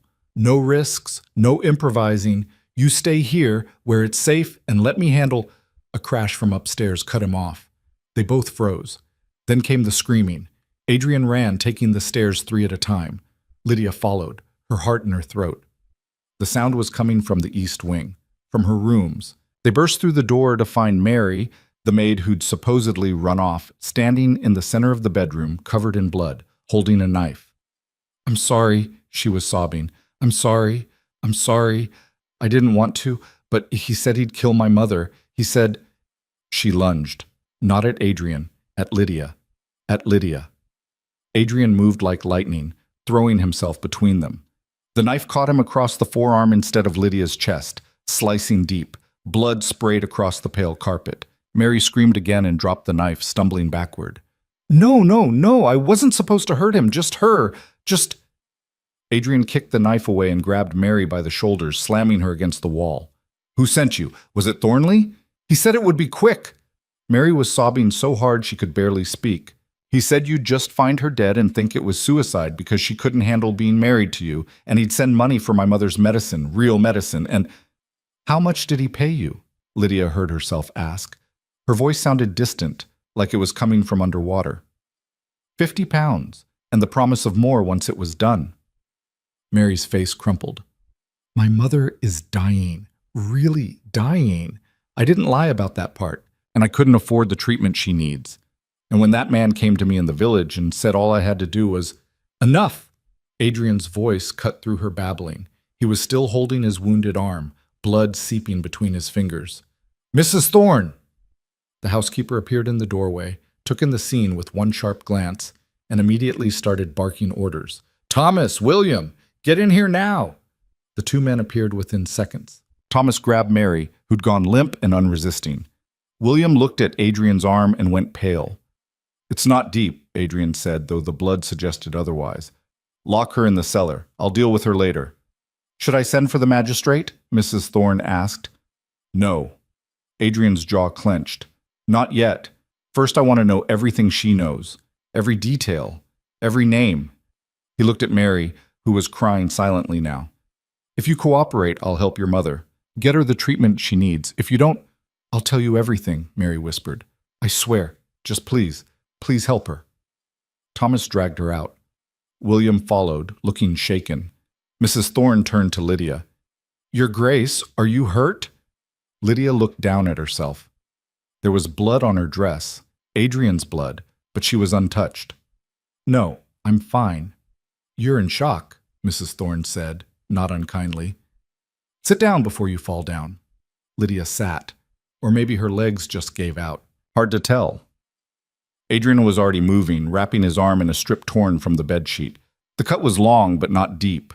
Just as he'd said, it would need stitches. You should have let her stab me, Lydia said. Her voice still sounded wrong, disconnected. Adrian looked at her sharply. What? It would have solved your problem. The inconvenient wife who knew too much. Gone. Tragic accident. You could have blamed Thornley, used it to... Stop. Adrian crossed to her, crouched down so they were eye level. Look at me. She did. His eyes were storm gray, intense. I didn't marry you to watch you die, he said, and I'm not sacrificing anyone else to this war. Not you, not Catherine, no one. Do you understand? But do you understand? Lydia nodded slowly. Yes. Good. He stood, wincing slightly. Now we need to move fast. Thornley sent Mary in thinking she'd succeed. When she doesn't report back, he'll know something went wrong. We have maybe a few hours before he adjusts his plans. What are you going to do? Turn his weapon against him. Adrian's voice went cold. Mary's going to tell us everything. Who approached her, what they promised, what they know about Thornley's plans. And then we're going to use that information to start dismantling his network. Lydia stood up, ignoring the wobble in her legs.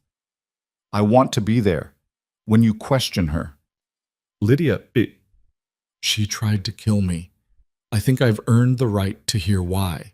She kept her voice steady. Besides, she might talk more freely to me. Woman to woman. Adrian studied her. You're sure? No, she wasn't sure about anything anymore, but she nodded anyway. They found Mary in the cellar, locked in what looked like a wine storage room. She was sitting on the floor, knees pulled to her chest, still crying. Adrian pulled up a chair and sat down across from her. Lydia stood behind him, arms crossed. All right, Mary, Adrian said, his voice surprisingly gentle. Start from the beginning. Who approached you? Mary wiped her eyes with shaking hands. A man, in the village, 3 days ago.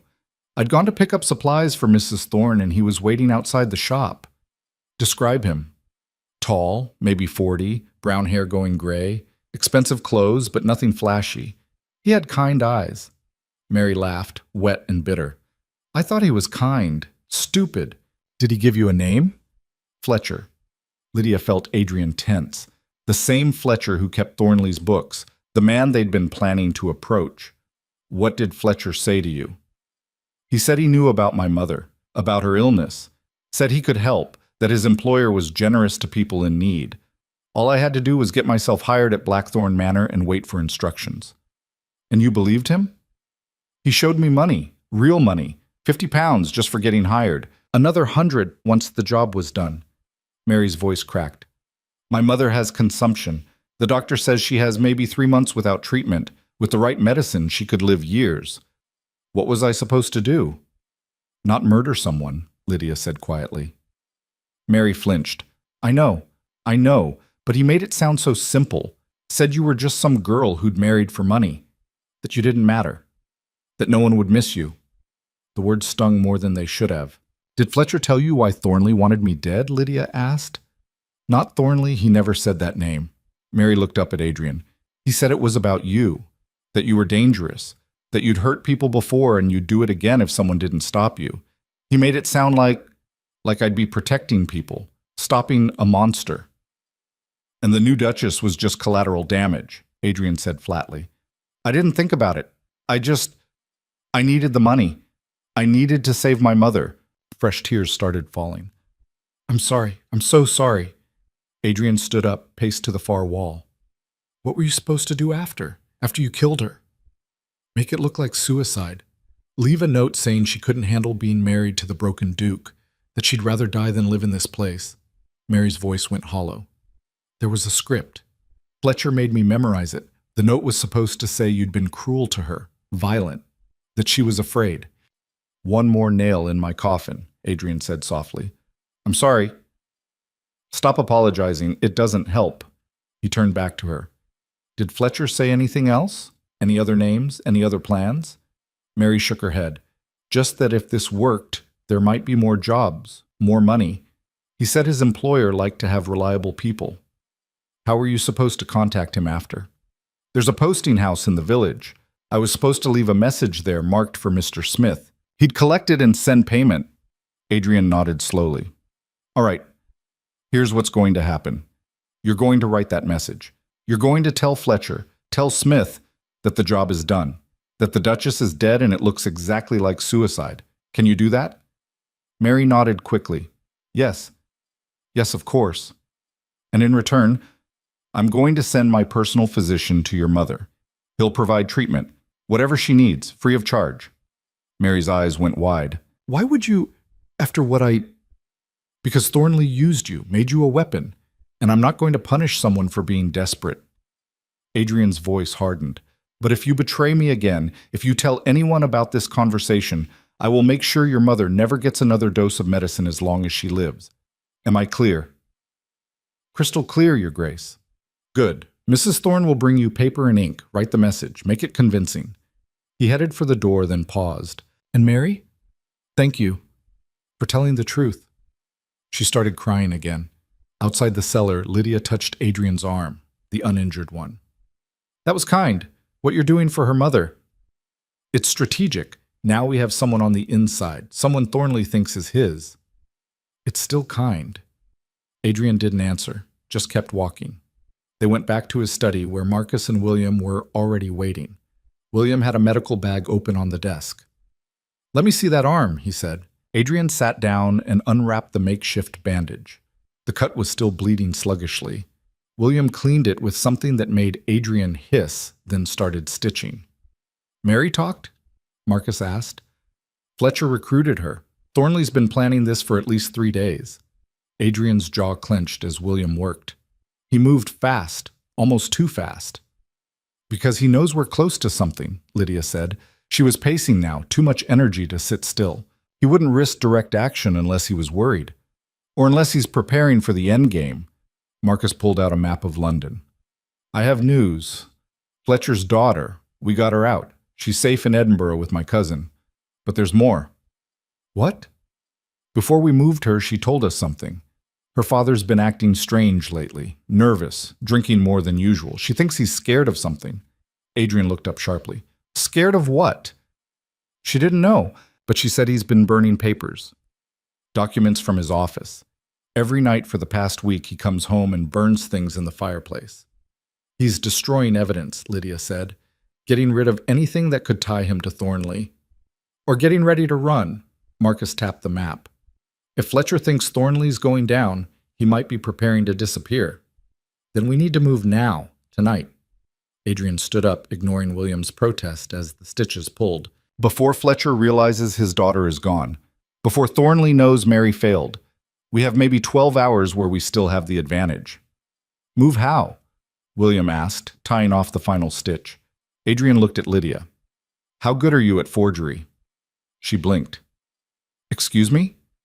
Fletcher thinks Mary succeeded. He thinks the Duchess is dead, but he hasn't seen a body, hasn't seen proof. Adrian's mind was clearly racing. What if we give him proof? A death certificate, official documentation, something that makes him believe it's really done. And then what? Then we use that belief against him. Fletcher will report to Thornley that I'm vulnerable, grieving, distracted, exactly what Thornley wants to hear. Adrian started pacing.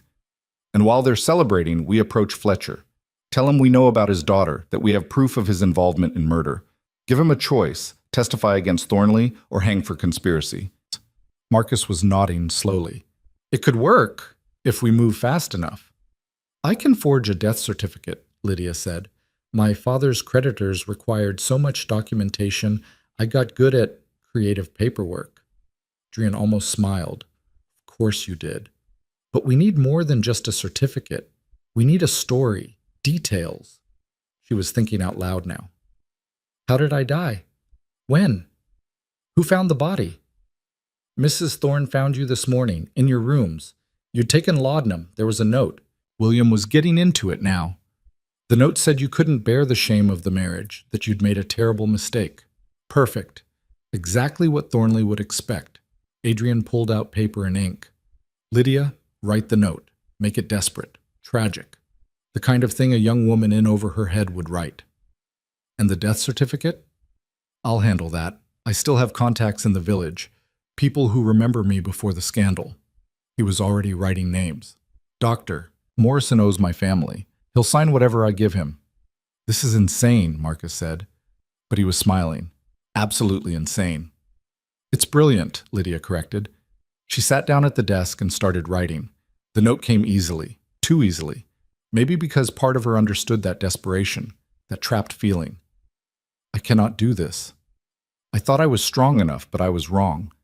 Better to end it now than live a lie. Please tell my sister I'm sorry. Tell her she was right. Some cages are too small to survive. She signed it with a shaking hand, made it look real. Adrian read it over her shoulder.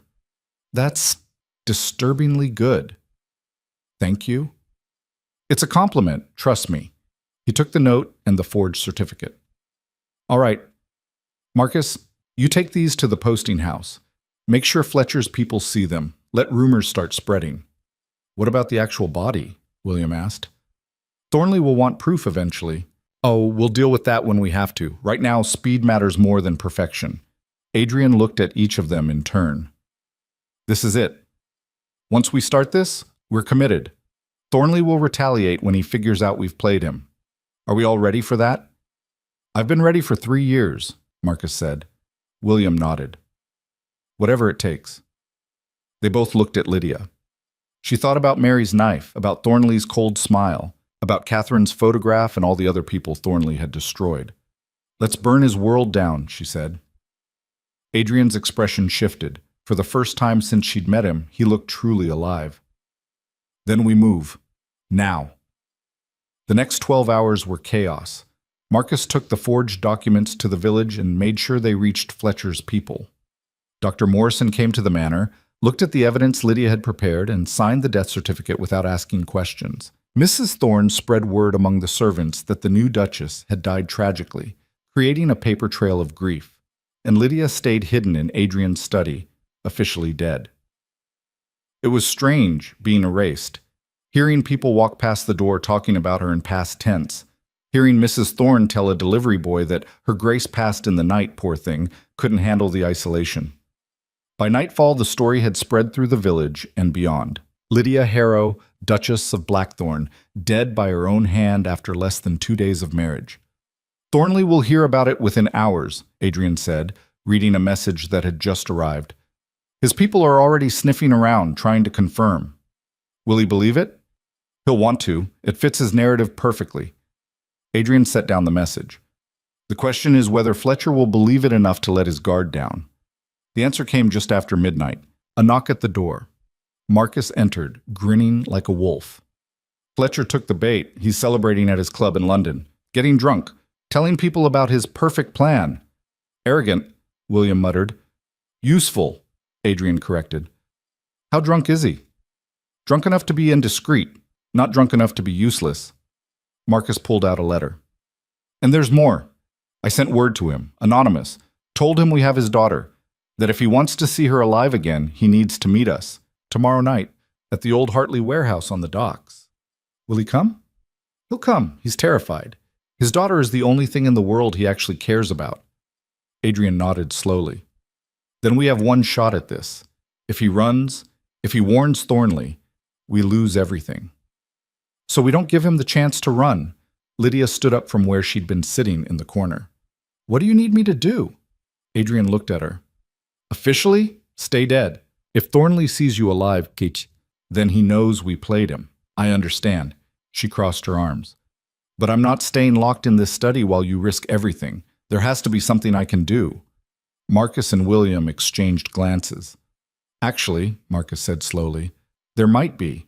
Fletcher has a weakness. He's sentimental.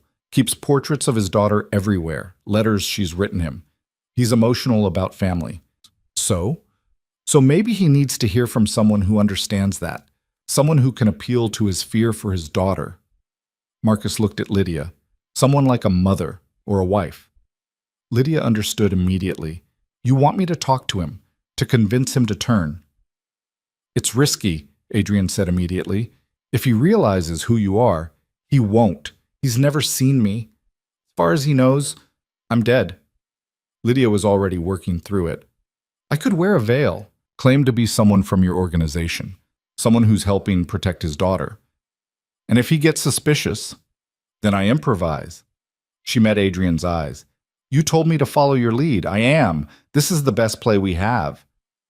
Adrian was quiet for a long moment. Then, if anything goes wrong, anything at all, you run. Promise me. I promise. I mean it, Lydia. This isn't about being brave or proving yourself. If Fletcher or Thornley realize you're alive, you run and you don't look back. I understand. She did. She really did. But she was also done being careful. The next day passed in tense preparation. Adrian briefed her on every detail of Fletcher's life, his habits, his vulnerabilities. Marcus arranged for clothes, simple, nondescript, with a heavy veil that would hide her face.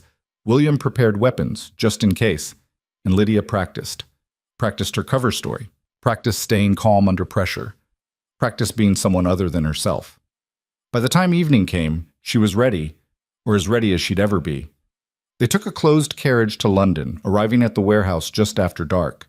It was exactly as bleak as Lydia had imagined. Old, decaying, surrounded by the smell of the Thames at low tide. Fletcher was already there, pacing nervously under a flickering lantern. He was exactly as Mary had described, tall, graying, expensive clothes. But up close, Lydia could see the fear in his eyes, the exhaustion. This was a man being squeezed from both sides. Adrian and Marcus stayed in the shadows. Lydia stepped forward alone, the veil obscuring her features. Mr. Fletcher, she said, keeping her voice low. Older. Not her own. He spun around. Who are you? Where's my daughter? Safe. For now. Lydia moved closer. Whether she stays that way depends on what you tell us tonight. If you've hurt her, I swear, we haven't touched her. Unlike your employer, we don't make war on innocent people. She let that sink in. But we know what you've done, the records you've kept, the crimes you've witnessed, and we're giving you one chance to do the right thing. Fletcher laughed bitterly. The right thing? There is no right thing. If I talk, Thornley kills me and everyone I love. If I don't talk, you kill my daughter. What choice is that? The choice, Lydia said quietly, is between dying a murderer or living as the man who stopped one. Fletcher stared at her. You don't understand. Thornley has everything: power, money, connections. Even if I testify, even if I give you every record I have, it won't matter. He'll bury it. Bury me. Just like he buried Blackthorn. Blackthorn isn't buried. He's standing right behind you. Fletcher whipped around. Adrian stepped out of the shadows and the blood drained from Fletcher's face. But the Duchess, she's dead, everyone said. Everyone was wrong.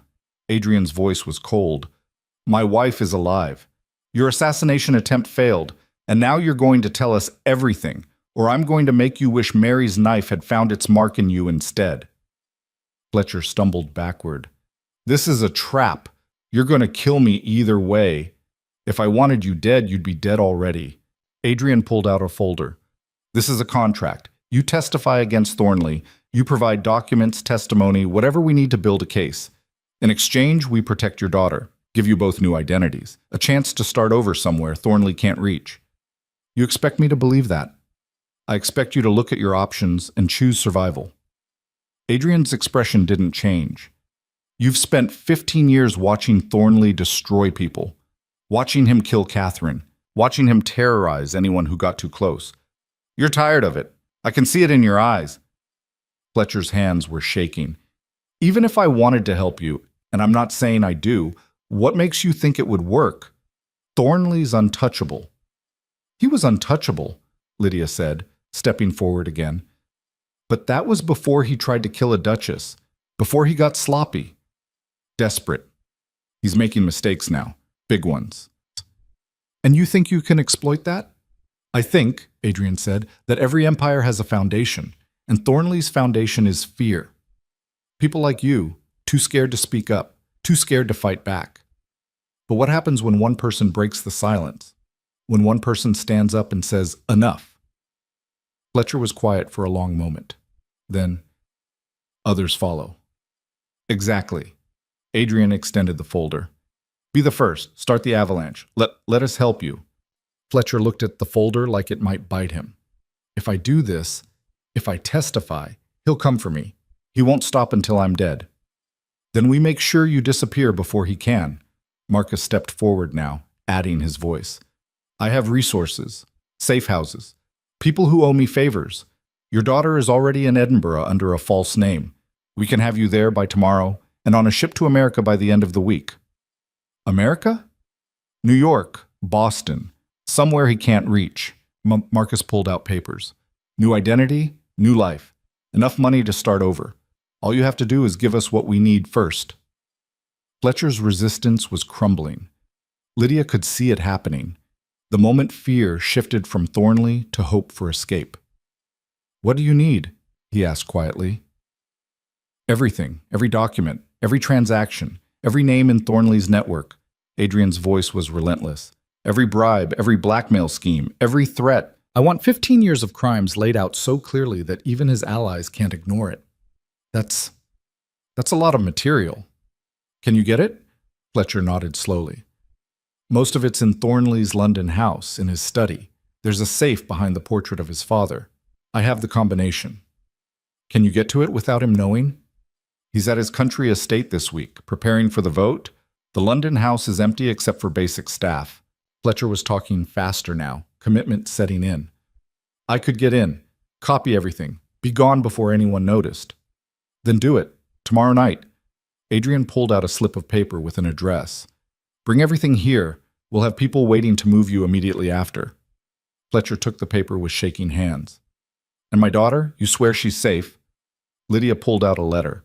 It was actually from Clara, but Fletcher wouldn't know that. She wrote this 2 days ago. Read it. Fletcher opened the letter and read. His eyes filled with tears. She says she's happy, that the people protecting her are kind. They are. And they'll keep protecting her as long as you hold up your end. Lydia's voice softened. You love her. I can see that. Do this for her. Give her a chance at a life free from Thornley's shadow. Fletcher wiped his eyes. All right, I'll do it. For her. Tomorrow night, Adrian repeated. Don't contact us before then. Don't tell anyone. Just get the documents and bring them to that address. Fletcher nodded and left, disappearing into the London night. The three of them stood there in silence for a moment. Then Marcus started laughing. I can't believe that worked. It hasn't worked yet, Adrian said. But there was something in his voice, something that might have been hope. He could still run, could still warn Thornley. He won't, Lydia said. She pulled off the veil, breathing easier. He loves his daughter too much. He'll come through. Adrian looked at her. That was well done. The way you handled him. I just told him the truth, that he had a choice. She met his eyes. We all have choices, even when it doesn't feel like it. They returned to Blackthorn Manor just before dawn. Lydia went straight to Adrian's study, her new hiding place until this was over, and collapsed into a chair. Every muscle in her body ached. Her head was pounding. She was exhausted. But she was also alive, still fighting, still relevant. Adrian followed her in, closed the door. You should rest. It's going to be a long day tomorrow. So should you. She gestured at his bandaged arm. When's the last time you slept? I don't remember. Adrian, I can't. He sat down heavily across from her. Every time I close my eyes, I see Catherine. See Mary coming at you with that knife. See all the ways this could go wrong. But it's not going wrong, it's working. We have Fletcher. We're getting the evidence. Thornley's grip is slipping. For now, but when he realizes what we've done, when he figures out you're alive and Fletcher's turned, Adrian's hands clenched. He'll escalate. Come at us with everything he has. Then we'll be ready. You don't know what he's capable of. Yes, I do. Lydia leaned forward. I've seen it, felt it. He tried to have me killed, Adrian. I understand exactly what kind of monster we're fighting. And you're not scared? Terrified. She smiled without humor. But I'm more angry than scared, and anger's more useful. Adrian studied her for a long moment. When this is over, if we survive this, what will you do? Lydia blinked. What do you mean? You married me for security, for 50,000 pounds and a title, but this isn't what you signed up for. Assassins and conspiracies and... He gestured vaguely. All of this. No, Lydia agreed. It's not, but it's what I have. And I've never been good at walking away from fights, even fights that aren't yours. This became my fight the moment Mary tried to kill me. She held his gaze. Besides, who says it's not my fight? I'm the Duchess of Blackthorn. That means something. Or it should. It means you have a target on your back. I've had worse. She thought about her family's creditors, about the men who'd circled like sharks when her father's business collapsed. At least this enemy is honest about wanting me dead. That's almost refreshing. Adrian laughed, actually laughed. It transformed his face, made him look years younger. You're insane. Probably. Lydia felt herself smile back. But so are you. We match. The laughter faded, but something else remained. A warmth. A connection. Thank you, Adrian said quietly. For staying, for fighting, for... He stopped, started again. For everything. We're partners, remember? That's what partners do. Partners. He tested the word again. I could get used to that. Good, because I'm not going anywhere. Lydia stood up, stretched. Now get some sleep. We need you sharp tomorrow. What about you? I'll sleep when Thornley's in chain. She headed for the door. Or dead. Either works. The next day crawled by. Every hour felt like 10. Adrian paced. Marcus checked weapons. William prepared escape routes in case everything went wrong. And Lydia waited. Still officially dead. Still hidden. She used the time to read through more of Adrian's evidence. The scope of Thornley's corruption was staggering. Bribes to judges, blackmail of politicians, even connections to criminal enterprises in London's worst districts. This wasn't just one corrupt lord. This was a network, a system. Breaking it would change everything. Evening finally came. Adrian, Marcus, and William left for the meeting point, leaving Lydia alone with Mrs. Thorne and 2 guards. The waiting was torture. She tried to read, couldn't focus, tried to sleep, couldn't rest. Just paced and worried and imagined all the ways it could go wrong. Then, near midnight, she heard horses. Voices. She ran to the window in time to see Adrian and Marcus returning. And between them, supported by William, was Fletcher. He was carrying a leather case, a large one. They'd done it. They actually had the documents. Lydia wanted to run downstairs to see the evidence herself, but she stayed put, stayed dead, like she'd promised. Adrian came to find her an hour later. He looked exhausted but triumphant.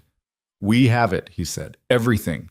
Ledgers, letters, contracts, 15 years of Thornley's crimes in black and white."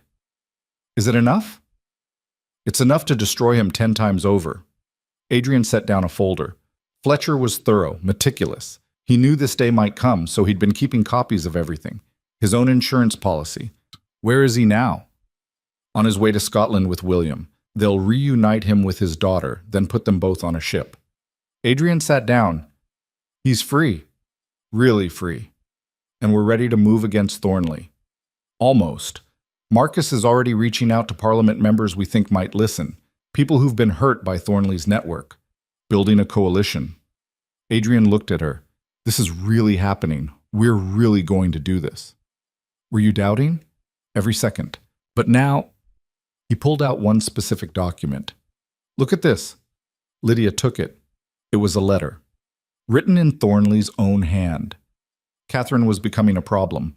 The girl wouldn't listen to reason. I've arranged an accident. Make sure the stairs in her townhouse are properly unstable. And pay the maid to be conveniently absent that morning. £10 should do it. Lydia felt sick. He really did kill her. And now we can prove it. Adrian's voice was hard. That's murder, Lydia. Not bribery, not corruption. Murder. Even Thornley's allies can't ignore that. When do we release it? 3 days. We leak it to the newspapers first.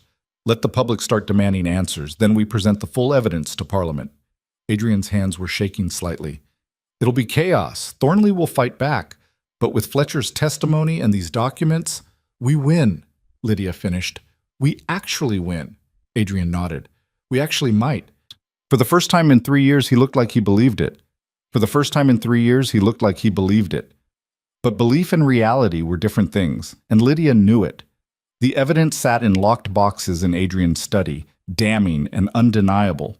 But evidence meant nothing if they couldn't get it in front of people who mattered. Who can we trust? She asked. In Parliament? In the courts. Who's clean enough to actually use this? Adrian was quiet for a long moment. There's one man, Justice Pemberton. He's ancient, must be 70 by now, but he's incorruptible. Thornley's tried to buy him 12 times and failed every time. Will he see you? He might, if I can get to him before Thornley realizes what we're doing. Adrian stood, started pacing. But we need more than just evidence. We need witnesses. People who'll testify that what Fletcher wrote is true. What about the people Thornley's been blackmailing? If we can offer them protection, they're too scared. I've tried. Adrian's frustration leaked through. Everyone knows what happens to people who cross Thornley. They end up dead or destroyed. Then we make them more scared of staying quiet. Lydia's mind was racing. If we leak parts of the evidence, just enough to show the scope of it, people will start to panic. They'll realize Thornley's going down whether they help or not. And when that happens, they'll want deals. Immunity in exchange for testimony. Adrian stared at her. That's actually brilliant. Create a stampede, make everyone rush to be first through the door. Exactly. Fletcher was brave, but most people aren't. They just want to survive. So we give them a path to survival that goes through Thornley instead of around him. Marcus appeared in the doorway. We have a problem. Adrian turned sharply. What now? Thomas just came back. He followed Mary's trail like you asked. Marcus's face was grim. She didn't run off on her own. She was taken. There are signs of a struggle at the edge of the property. Blood. And this. He held up a piece of torn fabric, fine quality, expensive, not something a servant girl would own. One of Thornley's men, Adrian said quietly. Probably. They grabbed her before she could get far, either to silence her or to find out what she told us. Lydia felt sick. We have to assume Thornley knows everything about Fletcher, about the evidence, all of it. Then why hasn't he moved against us yet? Marcus asked. Adrian walked to the window thinking, because he's not sure what we have.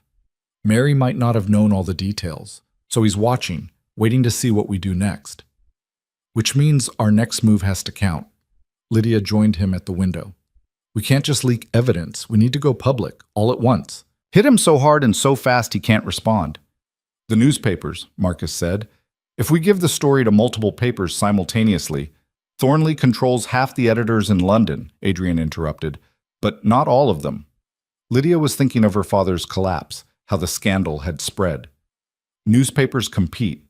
If one breaks a massive story, the others have to cover it or lose readers. We give the evidence to 3 papers at once. One Thornley controls, one he doesn't, and one that's neutral. Even if he kills the story in his paper, the other 2 will run it. And then his paper will have to follow or look like they're covering for him. Adrian turned to look at her. You've thought about this before. I've thought about a lot of things. She met his eyes. Survival requires planning for worst cases. All right. Adrian's decision snapped into place. Marcus, take copies of the evidence to London. The Times, the Chronicle, and the Standard. Give them everything on Thornley, the bribes, the blackmail, Catherine's murder. Tell them it's exclusive, but only for 24 hours. After that, it goes to their competitors. They'll verify the documents first. Let them. Fletcher's handwriting is on every page. The dates match. The details check out. Adrian pulled out a letter. And give them this too. My full statement. Everything Thornley did to me. How he destroyed my reputation. Why I've been silent for 3 years. Marcus took the letter, scanned it. You're sure about this?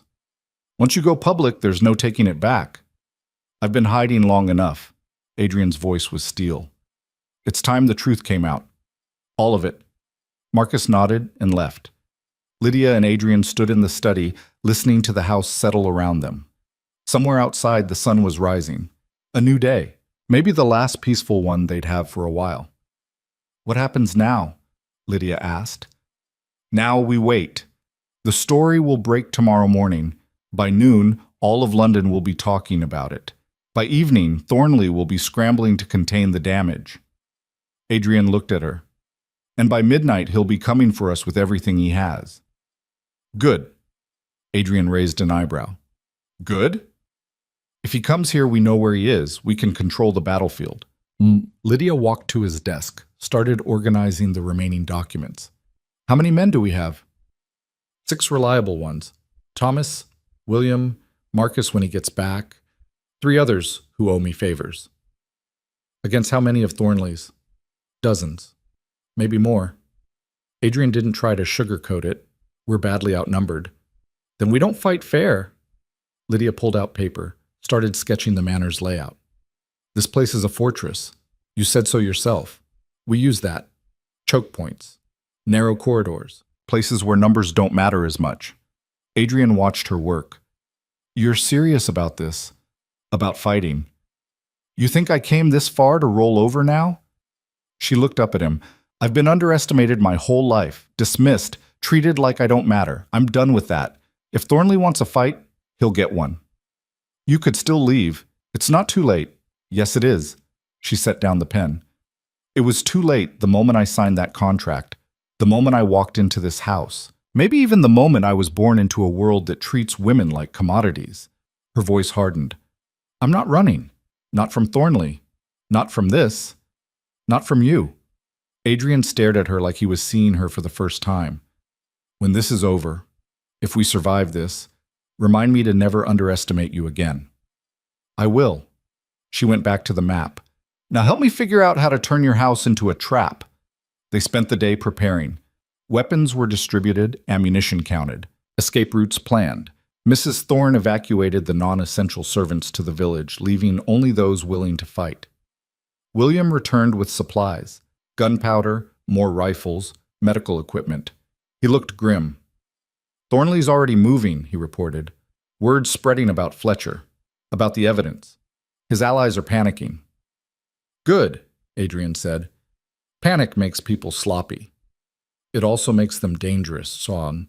William checked his pistol. There's talk in the village. People saying Thornley's gathering men, offering money to anyone who'll help him deal with the Blackthorn problem. How many men? 20, maybe 30. They're calling it a hunting party. Lydia felt her stomach drop. 30 armed men against their 6. The math was brutal, but Adrian just nodded calmly. When? Tonight, after dark. They're not even trying to hide it. Because they don't think they need to. Adrian looked at the map Lydia had drawn. They think we're cornered, desperate. They're expecting us to either run or surrender. We're not doing either, Lydia said. No, we're going to make them regret every step they take into this house. Adrian started giving orders. William, you and Thomas take the upper floors. Rifles. Pick them off as they come through the gates. Marcus, when he gets back, positions himself in the east wing. I'll take the main entrance. And me? Lydia asked. Adrian hesitated. I want you in the cellar, behind the strongest door, with a gun and orders to shoot anyone who gets through. No. Lydia, I said no. She grabbed a rifle from the weapons pile. I can shoot. You taught me. And you need every person you can get. So put me somewhere useful or I'll pick my own position. Adrian looked like he wanted to argue, but they both knew she was right. They couldn't afford to waste anyone. Fine. You take the study. Second floor overlooking the courtyard. If anyone gets past the main defenses, you slow them down. I can do that. As they moved into position, the sun began setting. Long shadows stretched across the manor grounds. Everything went quiet. Even the birds stopped singing. Lydia crouched by the study window, rifle in hand, watching the gates. Her heart was hammering, but her hands were steady. Fear and focus in equal measure. Adrian appeared in the doorway behind her. Last chance to change your mind. Not a chance. He crossed the room, pressed something into her free hand. A key. If things go badly, if they get past all of us, there's a tunnel. Behind the bookshelf in the library. Goes to the stables. Take the fastest horse and ride to Justice Pemberton in London. He'll protect you. Adrian? Please. His voice cracked slightly. If I can't save myself, at least let me save you. Lydia closed her hand around the key. I'll use it if I have to, but you're not dying today. Neither of us are. You sound very certain. I am. We've come too far, fought too hard. This is our moment, Adrian. This is where we win. He kissed her then, quick and fierce. Then he was gone, heading back to his position. Darkness fell. They came at midnight. Lydia saw the torches first, dozens of them, moving through the darkness like fireflies. Then she heard the horses, the shouts. 30 men, just like William had said, maybe more. They surrounded the manor, cutting off all escape routes except the tunnel. Thornley rode at their front. Even from a distance, Lydia could see the madness in his eyes. This wasn't strategy anymore. This was rage. He'd been exposed, humiliated, and he was here to burn everything down. Adrian Blackthorne, his voice echoed across the courtyard. Come out! Face me like a man instead of hiding like the coward you are. No response from inside the manor. Thornley waited. When silence continued, he gestured to his men. Burn it. Burn it all. They moved forward with torches, started piling kindling against the doors, the windows. That's when Thomas fired. The shot echoed like thunder. One of Thornley's men dropped, clutching his shoulder. The others scattered, looking for cover. The upper windows, someone shouted. They're armed! More shots. William this time, from the opposite side. Another man down. Thornley's forces returned fire, but they were shooting blind, couldn't see their targets in the dark windows. Storm the entrances, Thornley roared. Get inside, I want Blackthorne alive! They rushed the doors. Heavy boots on stone, the crash of breaking wood. Then Adrian opened fire. He'd positioned himself behind an overturned table in the main hall, rifle already loaded. The first 3 men through the door went down before they knew what hit them. The others retreated, regrouped, came at it smarter, spread out, used the shadows. Lydia tracked them from above, fired when she had clear shot, missed more than she hit, but every shot made them flinch, made them slower. This wasn't a battle, it was a siege, and sieges were won by whoever could hold out longer. For 20 minutes, it was chaos. Gunfire, smoke, men screaming. The manor turned into a maze of violence, every corridor a potential death trap. But there were too many attackers. Slowly, inevitably, they pushed deeper into the house, overwhelmed the defenses through sheer numbers. Lydia saw William go down, clutching his leg. saw Thomas retreating from his position, out of ammunition. They were losing. Then Marcus burst through the front gates with 20 men behind him. Not Thornley's men. Uniformed soldiers. Official military. "In the name of the crown," Marcus shouted. "Cease fire! All of you! You're under arrest!" The shooting stopped. Everyone froze. And riding behind the soldiers, on a white horse like something from a story, was Justice Pemberton himself. The old judge surveyed the scene with disgust. "Lord Thornley, what an unexpected pleasure. I was just on my way to issue a warrant for your arrest when I heard about this little hunting party. How convenient that you've gathered so many witnesses to your crimes in one place." Thornley's face went white. "You have no authority here. I have a warrant signed by the Lord Chancellor himself. Authority to arrest you and anyone connected to your criminal network." Pemberton gestured to his soldiers, "which appears to include every man currently attacking this manor. Gentlemen, drop your weapons, now." For a moment, Lydia thought Thornley might fight anyway, might go down in a blaze of violence rather than face justice. But his men were already dropping their guns, already surrendering. They were hired muscle, not fanatics. Without Thornley's money, they had no reason to die. Thornley stood alone, surrounded, beaten. "This isn't over," he said, but his voice was hollow. "I have connections, allies. They'll never let this stand." "Your allies are being arrested as we speak," Pemberton interrupted. "The morning papers published every crime in Fletcher's ledgers. By now, half of London knows what you've done, and the other half is pretending they never knew you." He nodded to his soldiers. "Take him." They dragged Thornley away. He went quietly, all the fight gone out of him. The manor fell silent, except for the crackle of small fires, the smell of gunpowder, the groans of wounded men. Lydia lowered her rifle with shaking hands. It was over, actually over. Adrian appeared in the doorway of the study, limping slightly, but alive. "Are you hurt?" "No. You?" "Nothing serious." He pulled her into his arms, held her tight. "You were right. We won." "We survived," Lydia corrected. "That's better than winning." Pemberton climbed the stairs to where they stood. Up close, he looked exhausted but satisfied. "Well, that was dramatically unnecessary. You could have simply come to London with the evidence instead of staging a siege." "We didn't stage anything," Adrian said. "Thornley brought the fight to us." "So I see, and provided the final piece of evidence we needed, attempted murder of a peer in front of 20 witnesses." Pemberton shook his head. "The man's an idiot, but a dangerous one. It's good you survived to see him face justice." "When will the trial start?" 2 weeks, maybe 3. We're still rounding up his network. Fletcher's testimony has been invaluable." Pemberton glanced at Lydia. "And you, my dear, are officially no longer dead. The newspapers will print a retraction tomorrow, though I suspect the story of how you faked your death will be almost as popular as the original scandal." Lydia smiled tiredly. "I can live with that." "Good, because you're both going to be very famous very soon. The Duke who fought corruption, the Duchess who helped him do it." Pemberton started down the stairs. "My advice? Get your stories straight. The reporters will be relentless." He left them standing in the damaged study, surrounded by evidence of the battle. "Famous," Adrian said quietly. "That's the last thing I wanted." "Too late now." Lydia looked out at the courtyard where soldiers were securing prisoners. "We opened this door.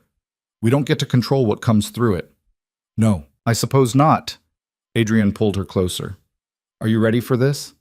The attention, the scrutiny, everyone knowing our business?" "I've been preparing my whole life to be ignored. Being noticed will be a nice change." She rested her head on his shoulder. "Besides, they'll lose interest eventually. Some new scandal will come along and we'll be yesterday's news." She was wrong about that. The trial became the sensation of the decade. Every newspaper in England covered it. Crowds gathered outside the courthouse daily. Artists sketched the proceedings. Novelists took notes for future books. Fletcher testified for a week. Calm, precise, devastating. He walked the court through 15 years of corruption. Names, dates, amounts, everything.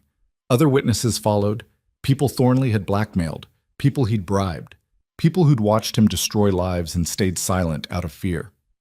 The evidence was overwhelming. But Thornley's lawyers fought anyway, trying every trick they knew.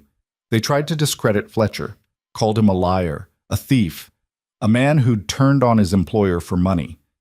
Fletcher's response was simple. Everything I've said is documented. If I'm lying, prove it. They couldn't. They tried to paint Adrian as the real villain, brought up the old scandal, suggested this was all revenge for his ruined reputation. Adrian's response was even simpler. My reputation was ruined by lies. I'm restoring it with truth. If that's revenge, then yes, I'm guilty. They tried to claim Catherine's death was an accident, that Thornley's letter was taken out of context. The coroner who'd examined Catherine's body testified. The stairs in her townhouse had been deliberately weakened. Someone had sawed through the supports. Her death wasn't an accident. It was murder. The jury deliberated for 3 hours. Guilty. On every single charge. The judge sentenced Thornley to hang. But before the sentence could be carried out, Thornley made one final move. He offered to name names. Give up everyone in his network in exchange for his life. The Crown accepted. For 2 months, Thornley sat in a cell and destroyed what was left of his empire. Named every corrupt lord, every bribed official, every person who'd helped him build his network. The scandal grew, and grew, and grew. By the time it was over, 12 members of Parliament had resigned. 4 judges had been removed. An entire generation of corrupt officials was swept away. And Thornley's sentence was reduced to life in prison. Some called it justice. Others called it a betrayal. Adrian didn't care either way. He's finished, he told Lydia. That's enough. They didn't attend when Thornley was transferred to prison. They were already gone by then. Back to the north, to the manor that had burned, or what was left of it. The east wing was gone completely. The west wing was damaged beyond repair. But the center, the old stone heart of the building, was still standing. We could rebuild, Lydia said, walking through the ruins.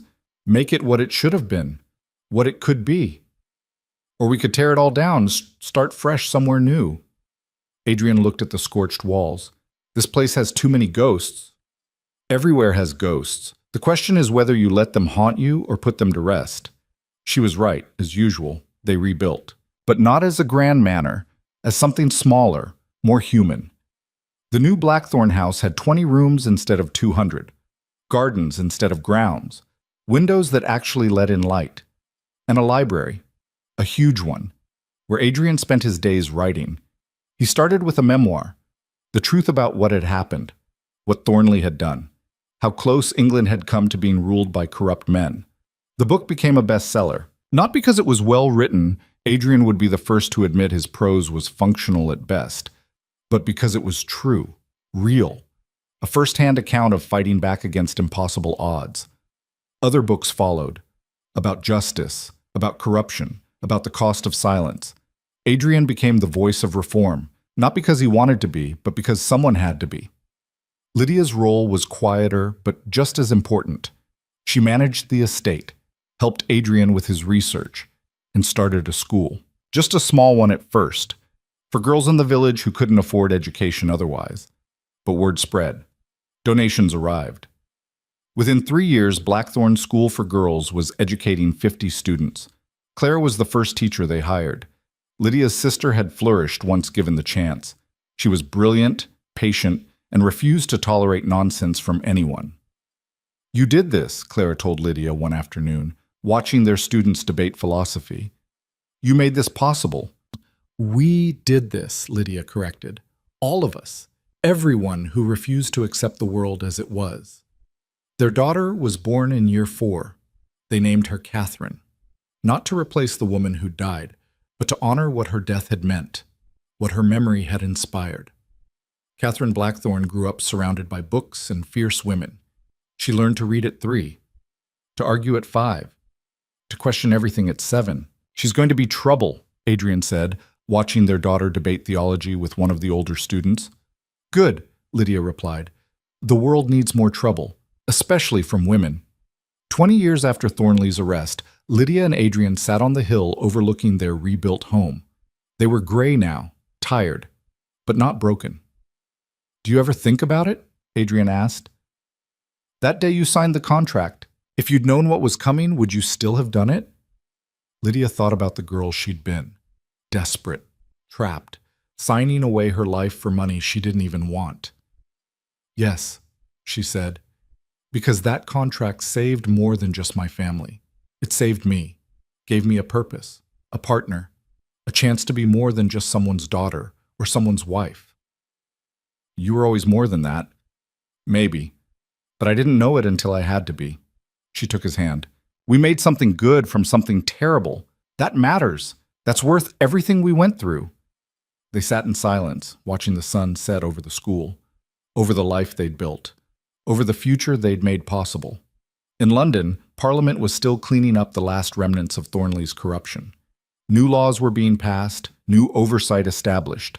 The system was changing, slowly, but changing. In the village, girls were learning they could be doctors, lawyers, whatever they wanted. And in a prison cell somewhere, Thornley was growing old, forgotten by everyone except historians studying the corruption scandal of the century. Justice wasn't perfect. It never was. But it was enough. I love you, Adrian said quietly. I don't think I've said that enough. You show it every day. That's better than saying it. Lydia squeezed his hand. But I love you too. Even though you're stubborn and brooding and you work too much. I could say the same about you. I know, we match. She stood, pulling him up with her. Come on, Catherine's giving a speech at dinner about women's suffrage. I want to hear how she's planning to change the world this time. Again, you mean? Again, Lydia agreed. They walked back to the house together, the same house they'd built from ruins, the same partnership they'd forged from desperation. Behind them, the sky turned gold and orange, a new day ending, a new night beginning. And somewhere in the darkness, the future was being written, by students who'd learned they mattered, by women who'd seen what was possible, by everyone who'd heard the story of how two desperate people had fought an empire and won, not because they were heroes, but because they refused to be victims. And that refusal, that one small act of defiance, had changed everything. The deal made in desperation had become something neither of them expected, not just survival, not just victory, but a legacy. And standing there on the threshold of their home, surrounded by the life they'd built and the people they'd helped, Lydia knew one thing with absolute certainty. She would make the same choice again. Every time. In every lifetime. Because some prisons become palaces, some contracts become covenants, and some marriages, the ones forged in fire and tempered by truth, become the kind of love that echoes through generations. The door closed behind them. Warm light spilled from the windows. Voices and laughter floated on the evening air. Inside, their daughter was preparing to argue for a better world. Inside, their students were dreaming of futures they'd been told were impossible. Inside, two people who'd started as strangers were ending as something more than lovers. They were partners. Equals. Two halves of the same stubborn, brilliant, unbreakable whole. And that was worth more than £50,000. It was worth everything.